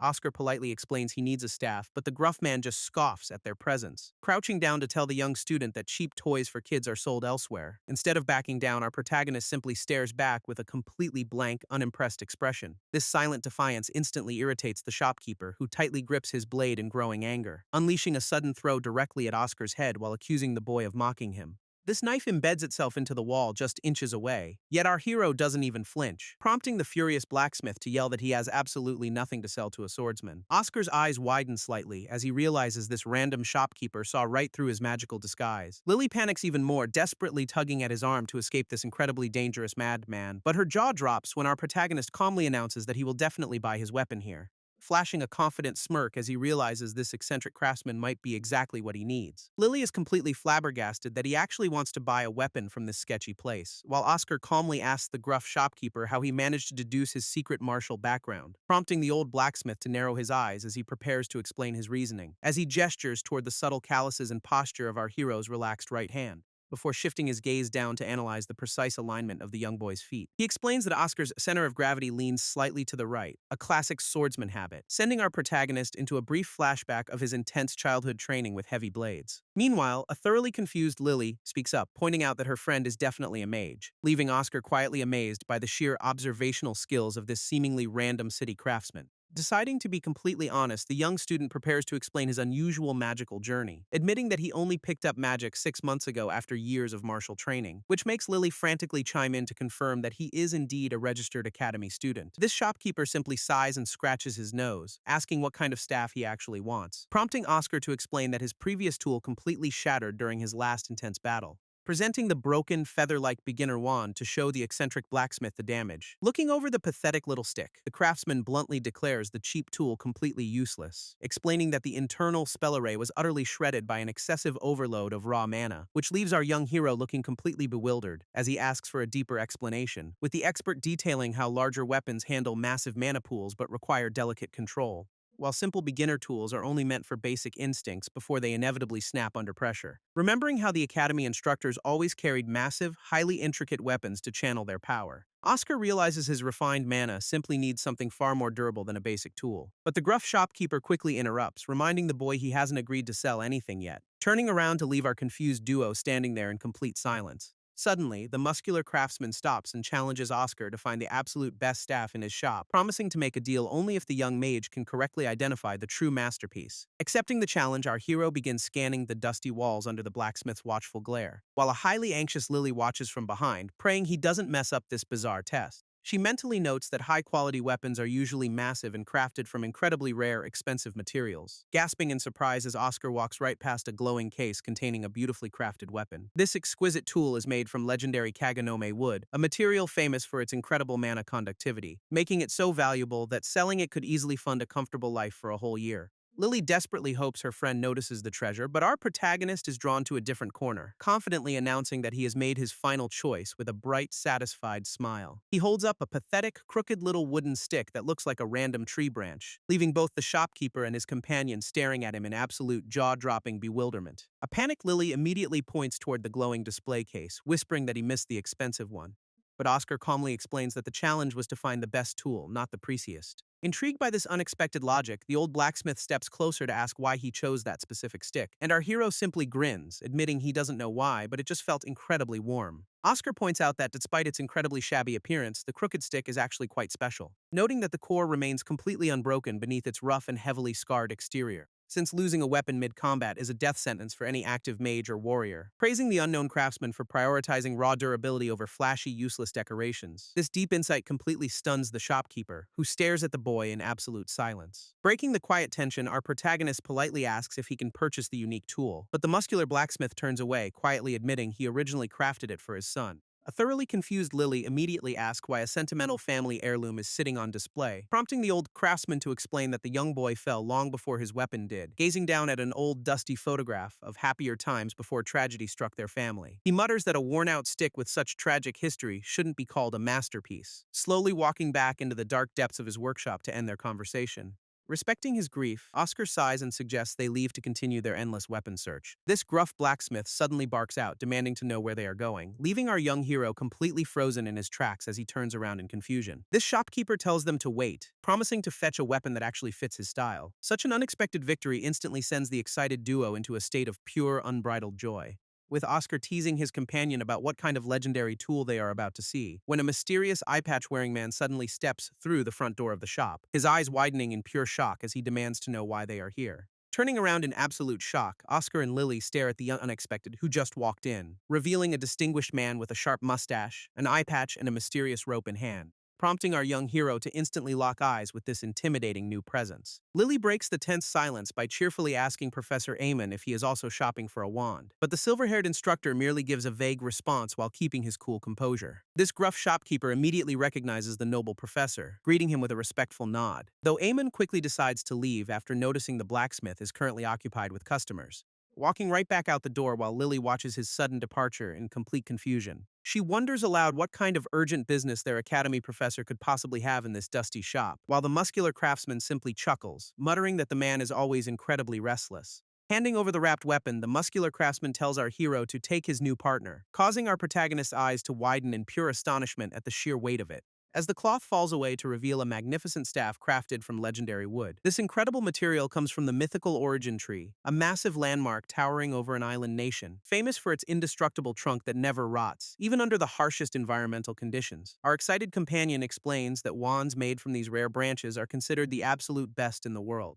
which the proud craftsman eagerly confirms, boasting about its unmatched durability against massive mana overloads, leaving our anxious companion sweating bullets as she realizes this masterpiece must cost a literal fortune. Unexpectedly, the old blacksmith reveals he originally forged this weapon for his own beloved son, declaring that since it is a priceless family heirloom, he will simply gift it to Oscar for free. This gruff blacksmith turns his back, stubbornly declaring he won't sell our hero any other weapon, before flashing a rare smile and explaining that no other tool here could possibly match his style. Oscar tightly grips the beautifully crafted staff, feeling its incredible weight in his palm, offering a polite bow of gratitude while the impatient craftsman waves him off to test its power, and our young hero taps the legendary wood against the floor to prepare his magical flow. Closing his eyes, he focuses his mind to channel his massive pool of refined mana, causing brilliant blue energy to swirl violently around the indestructible weapon in a dazzling display, which the old blacksmith watches with a sharp, knowing gaze of absolute satisfaction. Oscar is quietly amazed by the familiar warmth, realizing this masterpiece perfectly channels his dual combat skills. Suddenly, the gruff craftsman barks at them to get out before they scare away actual paying customers,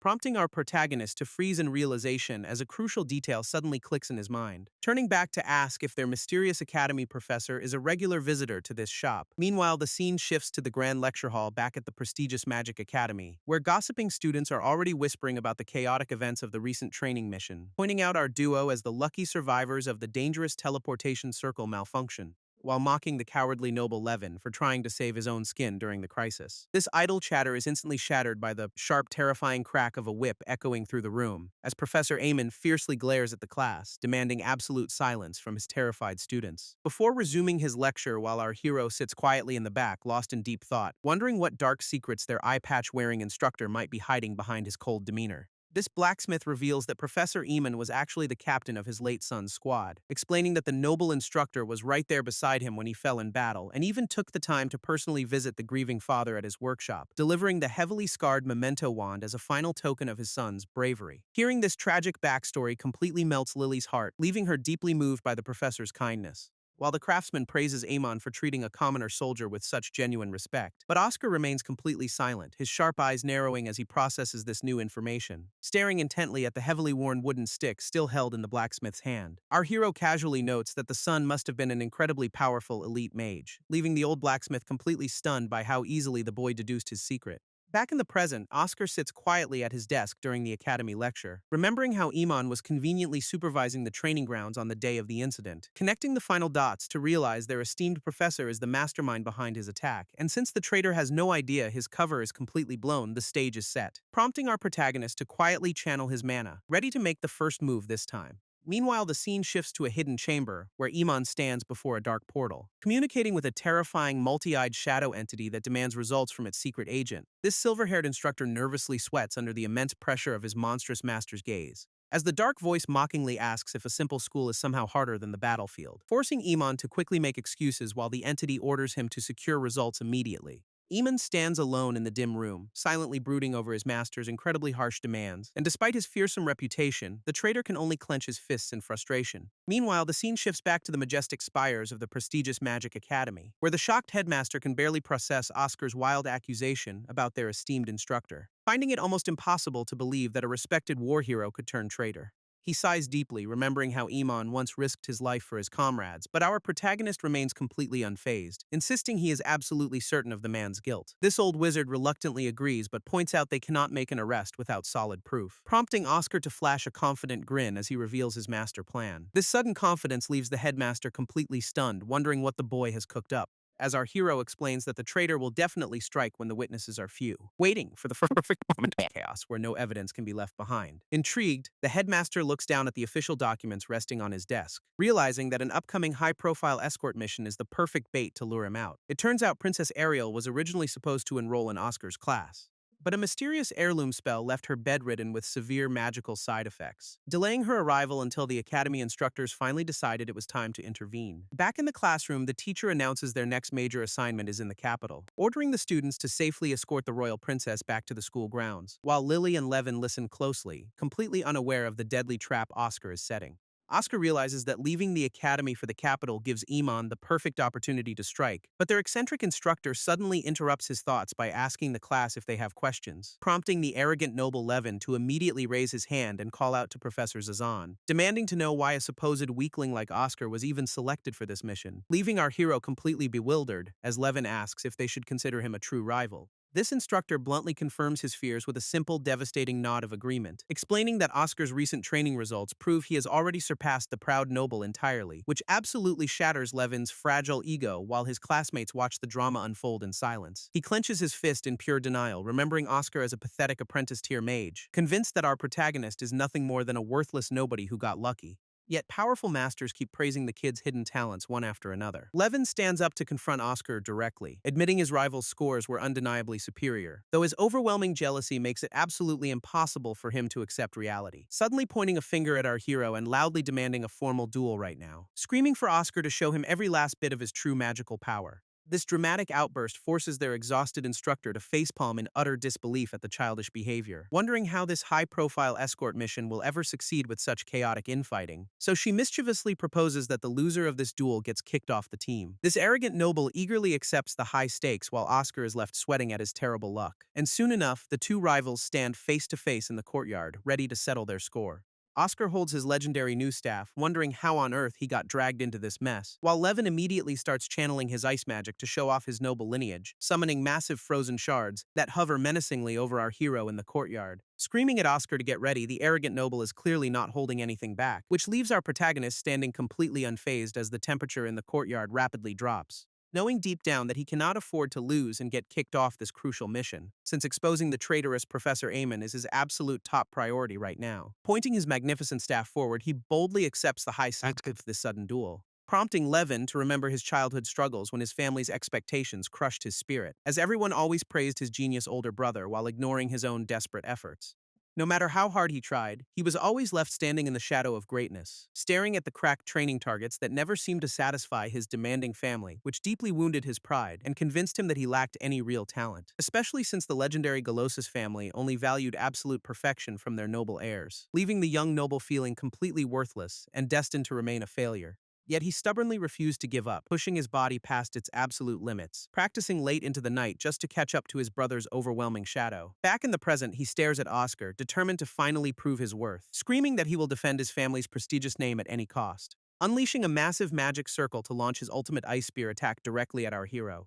Oscar's eyes lock onto the incoming threat, his mind calculating the perfect counter strategy, as he narrowly dodges a massive glacier that obliterates the stone courtyard behind him, prompting Levin to scream in frustration before immediately preparing his next spell. This arrogant noble unleashes a freezing blizzard designed to trap our hero in place, and within seconds, frostbite begins creeping rapidly up Oscar's right arm as he struggles to move. Refusing to let go, he tightly grips his legendary staff with both hands, channeling his massive pool of fire mana to instantly incinerate the encroaching ice. This sudden display of dual-element mastery leaves Levin completely stunned and desperately summoning more shards, watching in utter disbelief as our protagonist stands completely unharmed amidst the roaring flames. Oscar casually wipes the soot from his face, looking entirely bored by the noble's ultimate move. Meanwhile, Professor Zazan and a quiet student watch the intense duel unfold from the sidelines, analyzing how easily our hero counters high-level ice magic with basic elemental synergy. This stern instructor keeps a watchful eye on the battle, silently evaluating Oscar's combat instincts, while Levin steps forward convinced his superior mana capacity will eventually overwhelm the boy. Giant pillars of ice erupt from the ground, trapping our protagonist in a frozen cage.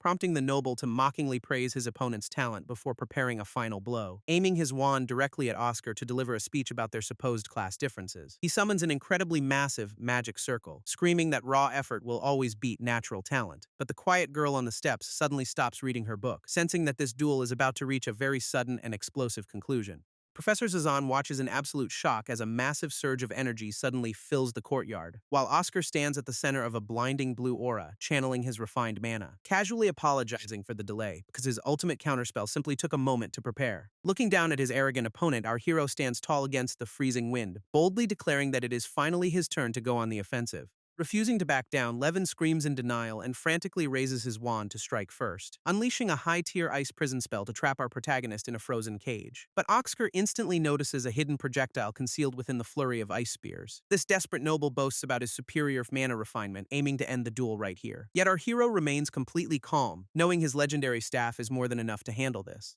Gripping the weapon tightly, he channels his fire magic to activate a devastating flameblade spell, sending a massive explosion of heat to instantly vaporize the surrounding glaciers. This overwhelming display of power leaves Levin completely speechless as his defenses shatter to pieces, as their instructor watches in utter disbelief, unable to comprehend the boy's absurd magical talent. Oscar marvels at how light his body feels, with complex magic formulas completing flawlessly in his mind. Realizing that fighting with such perfect control is actually becoming incredibly fun for him. A sudden heatwave blasts Levin backward, scattering his frozen shards into harmless mist, forcing the defeated noble to his knees as Oscar casually calls him out for his foolishness, leaving the proud heir staring up in absolute despair at the massive gap between them. His crushing defeat triggers a painful childhood memory of Levin desperately trying to earn his family's approval. Young Levin remembers his older brother humbly explaining that he was actually nothing special, pointing out that the vast world is filled with truly monstrous magical geniuses, individuals whose natural-born talents make even the most hardworking nobles pale in comparison. Suddenly, Professor Zazan's sharp voice echoes across the courtyard to halt the battle, declaring the match officially over as Oscar holds his weapon directly at Levin's throat,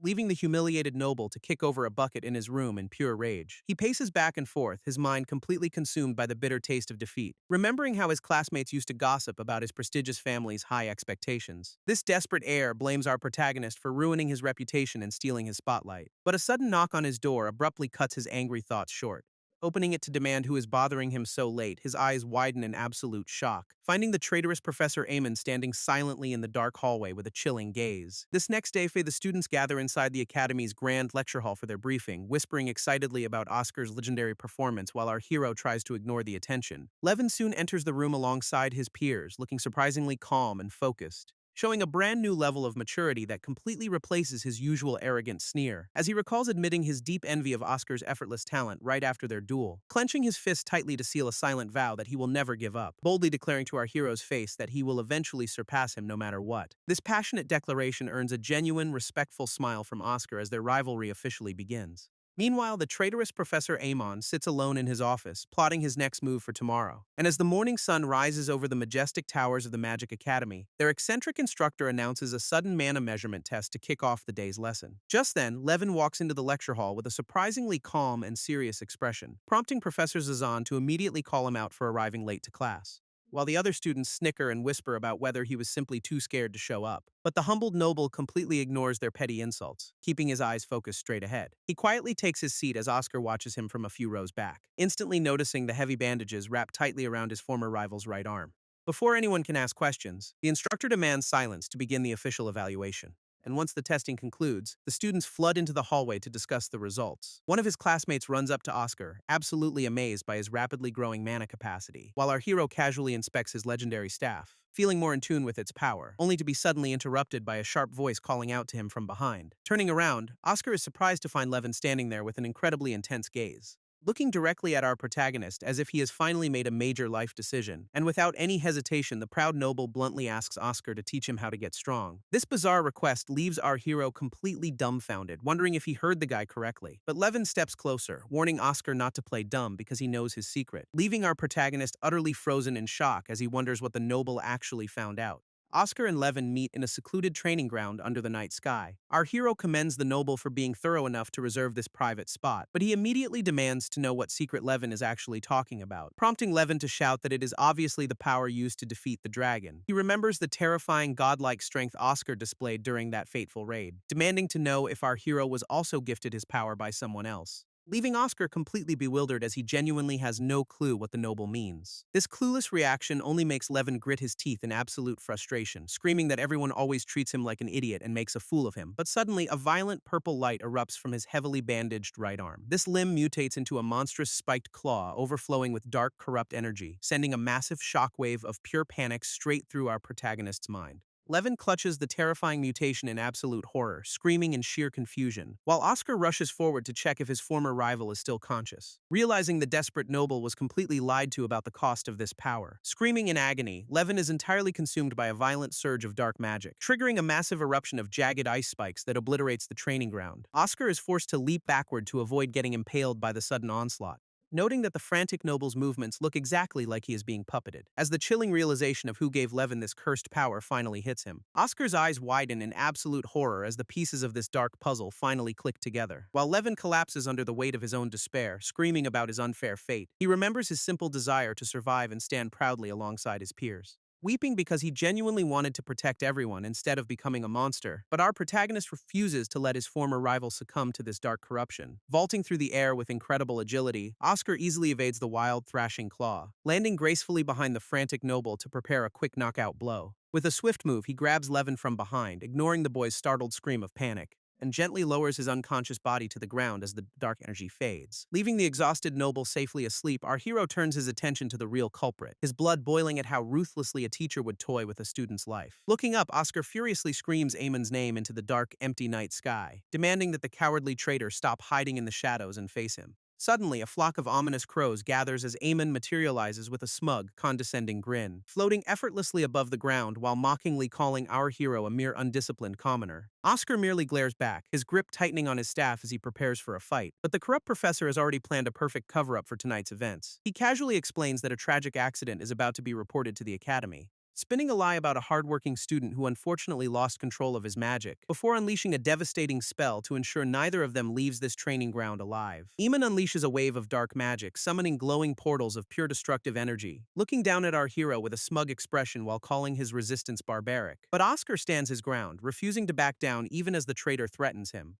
Suddenly, glowing red magic circles appear on the ground, summoning a pack of monstrous wolf familiars, forcing our protagonist to shield Levin's unconscious body as the beasts lunge forward to attack. He prepares to fight, quickly recalling crucial information about the traitor's unique puppet magic, remembering a past conversation with the headmaster about how Amon manipulates monster corpses like puppets. This wise old wizard had explained that there is a strict limit to his control, advising Oscar to ignore the caster entirely and focus on destroying the familiars first. But he also warned that Eamon is a dangerous magic saint who shouldn't be fought alone. Gritting his teeth, our hero struggles to hold back a wolf while sticking to the plan, though leaving his defeated rival behind to save himself is simply not an option, especially after hearing Levin's tearful confession about wanting to protect everyone instead of becoming a monster. Fueled by pure determination, Oscar resolves to save his classmates no matter the cost, unleashing a massive explosion of fire magic that completely vaporizes the surrounding beasts in an instant. As the smoke clears, he kneels protectively over Levin, having successfully neutralized the immediate threat, only for Amon to mockingly ask why he is fighting so hard for a mere rival. Oscar glares back with absolute defiance, boldly confirming that he will protect his classmate anyway, prompting the corrupt professor to laugh at their brief partnership during the field training, pointing out that the desperate noble only sought forbidden power to finally defeat our protagonist. Eamon mockingly points out that the unconscious noble only ever saw Oscar as a lowly commoner enemy, but our hero remains completely unfazed as he stands protectively over his fallen rival, casually asking the corrupt professor what is actually wrong with wanting to get stronger. This calm response clearly hits a nerve, making the traitor's smug expression twitch with irritation. Oscar immediately channels his mana to teach this terrible educator a very permanent lesson, only for his glowing magic circle to suddenly crack and shatter into useless pieces. He stares in absolute disbelief as his spellcasting completely fails to activate, while Iman coldly explains that the Academy simply cannot allow talented commoners to exist. This villain admits he targeted our protagonist precisely because his raw potential was too dangerous, revealing that he came fully prepared to neutralize the kid's magic once and for all. Suddenly, a massive multi-eyed elephant beast materializes from the shadows behind the corrupt teacher, looming over the training ground as Oscar looks up at the towering monstrosity in shock, feeling his own mana rapidly draining away as the beast actively disrupts his spellcasting. Eamon smugly asks if our boy really thought a magic saint would attack without a plan, boasting that he easily anticipated every single move the talented commoner could possibly make. To make matters worse, a massive wolf familiar steps forward to join the hunt, quickly surrounding our defenseless hero with a pack of hungry, red-eyed predators. This traitor explains that while neither of them can cast new spells in this zone, his pre-summoned beasts can still use their pre-programmed magic to tear Oscar apart, leaving our protagonist facing a grim final lecture as the monsters close in for the kill. Surrounded by a pack of hungry wolves, Oscar stands protectively over his unconscious classmate. He finally realizes why so many powerful mages were easily defeated by this traitor, gripping his legendary staff tightly as the chilling truth of Aemon's magic sinks in. This corrupt professor has been using a cowardly trick to strip his victims of their power, leaving them completely helpless and terrified as they get cornered by mindless beasts. Looking up at the massive elephant monster, our hero prepares to face the ultimate test, charging forward with absolute determination to give this terrible teacher a lesson of his own. Meanwhile, back inside the quiet academy, the headmaster sits alone at his grand desk, suddenly getting interrupted by a polite knock echoing from the heavy office doors. An assistant steps inside, carrying a stack of urgent documents for the old wizard to review, asking if these files are related to the highly anticipated mission scheduled for tomorrow. He carefully inspects the papers, noting that they must absolutely guarantee the Imperial Princess's safety, while the assistant casually mentions a massive spike in training ground reservations tonight, adding that the hardworking Levin has apparently been self-studying under Professor Amon's guidance. This casual remark instantly triggers a wave of panic in the wise old headmaster, his eyes widening in horror as he stares down at the traitor's profile, realizing with absolute dread that his student is in grave danger at this very moment. Back at the training grounds, Oscar stands his ground against the towering elephant monstrosity. But the smug traitor merely waves his hand to command his loyal puppets forward, sending the vicious pack of wolves lunging straight at our hero to end this battle. Oscar realizes that as long as the giant elephant remains, no new magic can be cast. But since the summoning magic itself is still active, there has to be a loophole, a clever way to bypass the disruption zone and manifest a spell under these conditions. Suddenly, a brilliant idea flashes in his mind as a wolf lunges straight for him, this vicious beast snapping its jaws wide open to tear our defenseless hero apart. Instead of dodging, Oscar makes a wild, incredibly reckless move to counter the beast, shoving his bare arm directly into the monster's mouth in a desperate gamble. Eamon smugly laughs, believing the foolish commoner has finally brought about his own demise, only to watch in horror as bright magic begins to glow inside the beast's throat. A massive pillar of destructive fire erupts directly from the wolf's mouth like a volcano, blasting straight into the giant elephant and leaving the corrupt professor completely speechless, as the wolf collapses to the ground, completely neutralized by the clever trick. Standing tall, our bloody hero explains that he can cast magic inside the monster's body, having visually traced the active magic formula hidden deep within the beast's physical form. This corrupt professor sweats in absolute disbelief, refusing to accept such a ridiculous claim, demanding to know how he cast such high-tier magic without even using his staff, with Oscar casually revealing that he doesn't even need a weapon to manifest his spells, leaving the terrified teacher to realize the kid cast that devastating blast with his bare hands. Pointing his staff forward, our protagonist boldly asks if the traitor has any other tricks left, provoking Eamon to unleash a furious wave of dark magic to end this fight once and for all. Oscar channels his remaining mana to launch a massive blazing counterattack directly at the corrupt professor, swinging his staff with absolute precision as he calls out his devastating Fireblade spell, sending a roaring torrent of flames surging across the training ground to incinerate the traitor. Eamon desperately raises a dark magic shield, his smug composure instantly vanishing in pure panic, but the intense heat easily pierces right through his defenses and singes his face, leaving the shocked magic saint sweating as he realizes his opponent was holding back this entire time. Glaring through the rising smoke, our hero calmly declares that there won't be a second chance, while the terrified teacher looks down to find his own focus staff shattered into useless pieces. With the tables completely turned, Oscar steps forward and points his weapon at the defenseless traitor, mockingly asking how much magic he can actually cast now that his precious tool is gone. This pathetic excuse of an educator immediately throws his hands up, desperately begging for his life, offering to spill all his dark secrets if our protagonist just agrees to let him go, even promising a prestigious recommendation to the magic apprentice rank as a desperate bribe.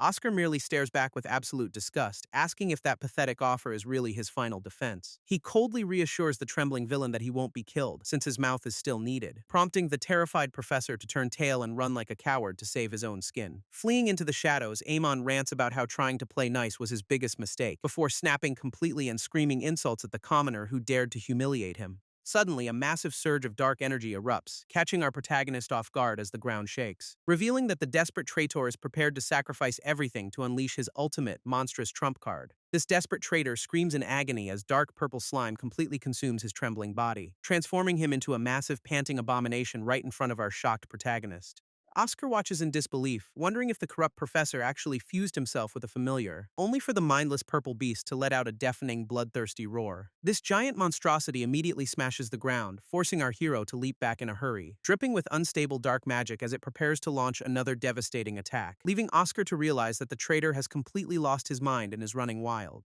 But suddenly, a gentle breeze carrying green leaves begins to swirl around the battlefield, manifesting into a massive storm spell that instantly traps the rampaging beast in place. Looking up, our exhausted hero spots a familiar wizard floating down from the night sky, holding a majestic staff as he descends gracefully under the light of the full moon, with the wise old headmaster warmly praising Oscar for holding out so long. This trapped monster screams in pure frustration, unable to break free from the wind prison, while the powerful old wizard calmly steps between our protagonist and the rampaging beast, pointing out that Eamon made a fatal mistake by fusing with an imperfect magic circle. He adjusts his starry hat, expressing his deep disappointment in his former colleague's actions, prompting Oscar to notice that the headmaster's current aura is on a completely different level, radiating a terrifying amount of mana that easily dwarfs any magic they've seen tonight. Gripping his ornate staff tightly, the legendary wizard addresses the corrupted traitor by his title, declaring that, as both the headmaster and magic saint, he will end this madness. Raising his glowing staff, the legendary headmaster prepares to deliver a swift and absolute punishment, but the mutated traitor merely roars in fury and lunges forward with mindless aggression. Completely unfazed by the beast's size, the old wizard calmly manifests a brilliant green magic circle, unleashing a devastating storm slash that instantly tears through the monster's massive purple body. Deep cuts open up across the abomination's flesh, only to immediately begin knitting back together, leaving our battered protagonist completely stunned by the sheer speed of the traitor's regeneration, as the mindless beast lets out another bloodthirsty roar to continue its relentless assault. It stretches its massive, slime-covered arm across the battlefield in a desperate bid to crush its opponent, yet the agile headmaster effortlessly glides through the air to dodge the clumsy strike, forcing Oscar to watch in absolute suspense as the high-level battle reaches its climax. Looking around in confusion, the rampaging monster completely loses track of the swift old wizard, only to hear a calm voice echoing from directly above its massive head, where the powerful headmaster floats gracefully within a swirling vortex of concentrated wind magic. Channeling his immense mana, the legendary mage prepares to unleash his ultimate cyclone prison spell, raining down a relentless barrage of razor-sharp wind blades that completely shred the screaming beast, with Oscar realizing that the attack is far too fast for any regeneration to counter. This massive purple abomination is instantly blown apart into countless dissolving chunks of useless slime, while the headmaster calmly lowers his staff, declaring that he will spare the traitor's life, since he still needs the defeated villain alive to answer for his terrible crimes. Left standing in his battered human form, Eamon groans in absolute agony and total defeat. Looking down at the massive crater, the legendary headmaster stands victorious over the defeated traitor, leaving Oscar completely awestruck by how effortlessly the old man pierced that monstrous barrier. But the adrenaline finally fades as our hero collapses from severe blood loss, wrapping him in a gentle, soothing breeze of healing magic to stabilize his wounds, while the powerful wizard floats gracefully against the backdrop of the night sky. Our protagonist realizes this is the true power of a legendary magic saint, a level of absolute strength that ordinary mages can only dream of reaching, before his consciousness suddenly slips away, sending him drifting toward a massive golden door, reaching out to touch the mysterious towering gates of his own subconscious mind, only for a mysterious echoing voice to warn him to stop right there. Oscar sits up with a gasp, screaming out in pure panic as he wakes, only to realize it was all just a bizarre, incredibly vivid dream. Sitting right beside his bed, Professor Isabel calmly notes that he is finally awake, telling him to take it easy since he has been completely out for a whole week. Shocked by the long slumber, Oscar immediately asks what happened to the corrupt traitor, who apparently remains unconscious and is currently locked away in the headmaster's office. Our hero quietly processes the news, relieved that the powerful old wizard secured the villain, while Isabel reassures him that Levin is safe because he fainted before his mana drained, before giving him a knowing smile and asking if he was behind this entire miracle. Oscar grips his sheets, admitting his methods were rough but trusting the headmaster to handle the rest. Isabel chops Oscar on the forehead, telling him to stop talking nonsense while he groans in pain, rubbing his sore head as she watches him with a mixture of amusement and concern, asking if his ultimate goal is to become a legendary magic saint like the headmaster. Looking out the window, our boy admits that it is not exactly about the title, but rather a simple desire to cast spells that are just that incredibly cool. She chuckles at his honest answer, noting that it basically amounts to the exact same thing. Handing him a small, gray box, the professor tells him to open his special gift, which he carefully unboxes with his heavily bandaged hands, wondering what could be inside, revealing a beautiful glowing ring that serves as the official proof of a magic adept. Oscar gasps in absolute shock, barely able to process this massive promotion to the next rank, while Isabel proudly displays her own high-rank accessory to explain how the association's hierarchy works. Turns out, reaching this level requires passing rigorous tests of overall skill rather than just raw mana, meaning he is now officially authorized to hunt dangerous monsters as a fully recognized mage. Our protagonist stares at the ring in disbelief, realizing his dream is finally becoming a reality. Suddenly remembering his original duty, he quickly asks about the status of the Imperial Princess's escort mission, only to learn that Zazan and the rest of the crew already delivered her safely. Isabel grins mischievously, adding that her arrival has already caused a massive uproar among the first years, as the elegant blue-haired princess stands before a classroom of completely stunned students.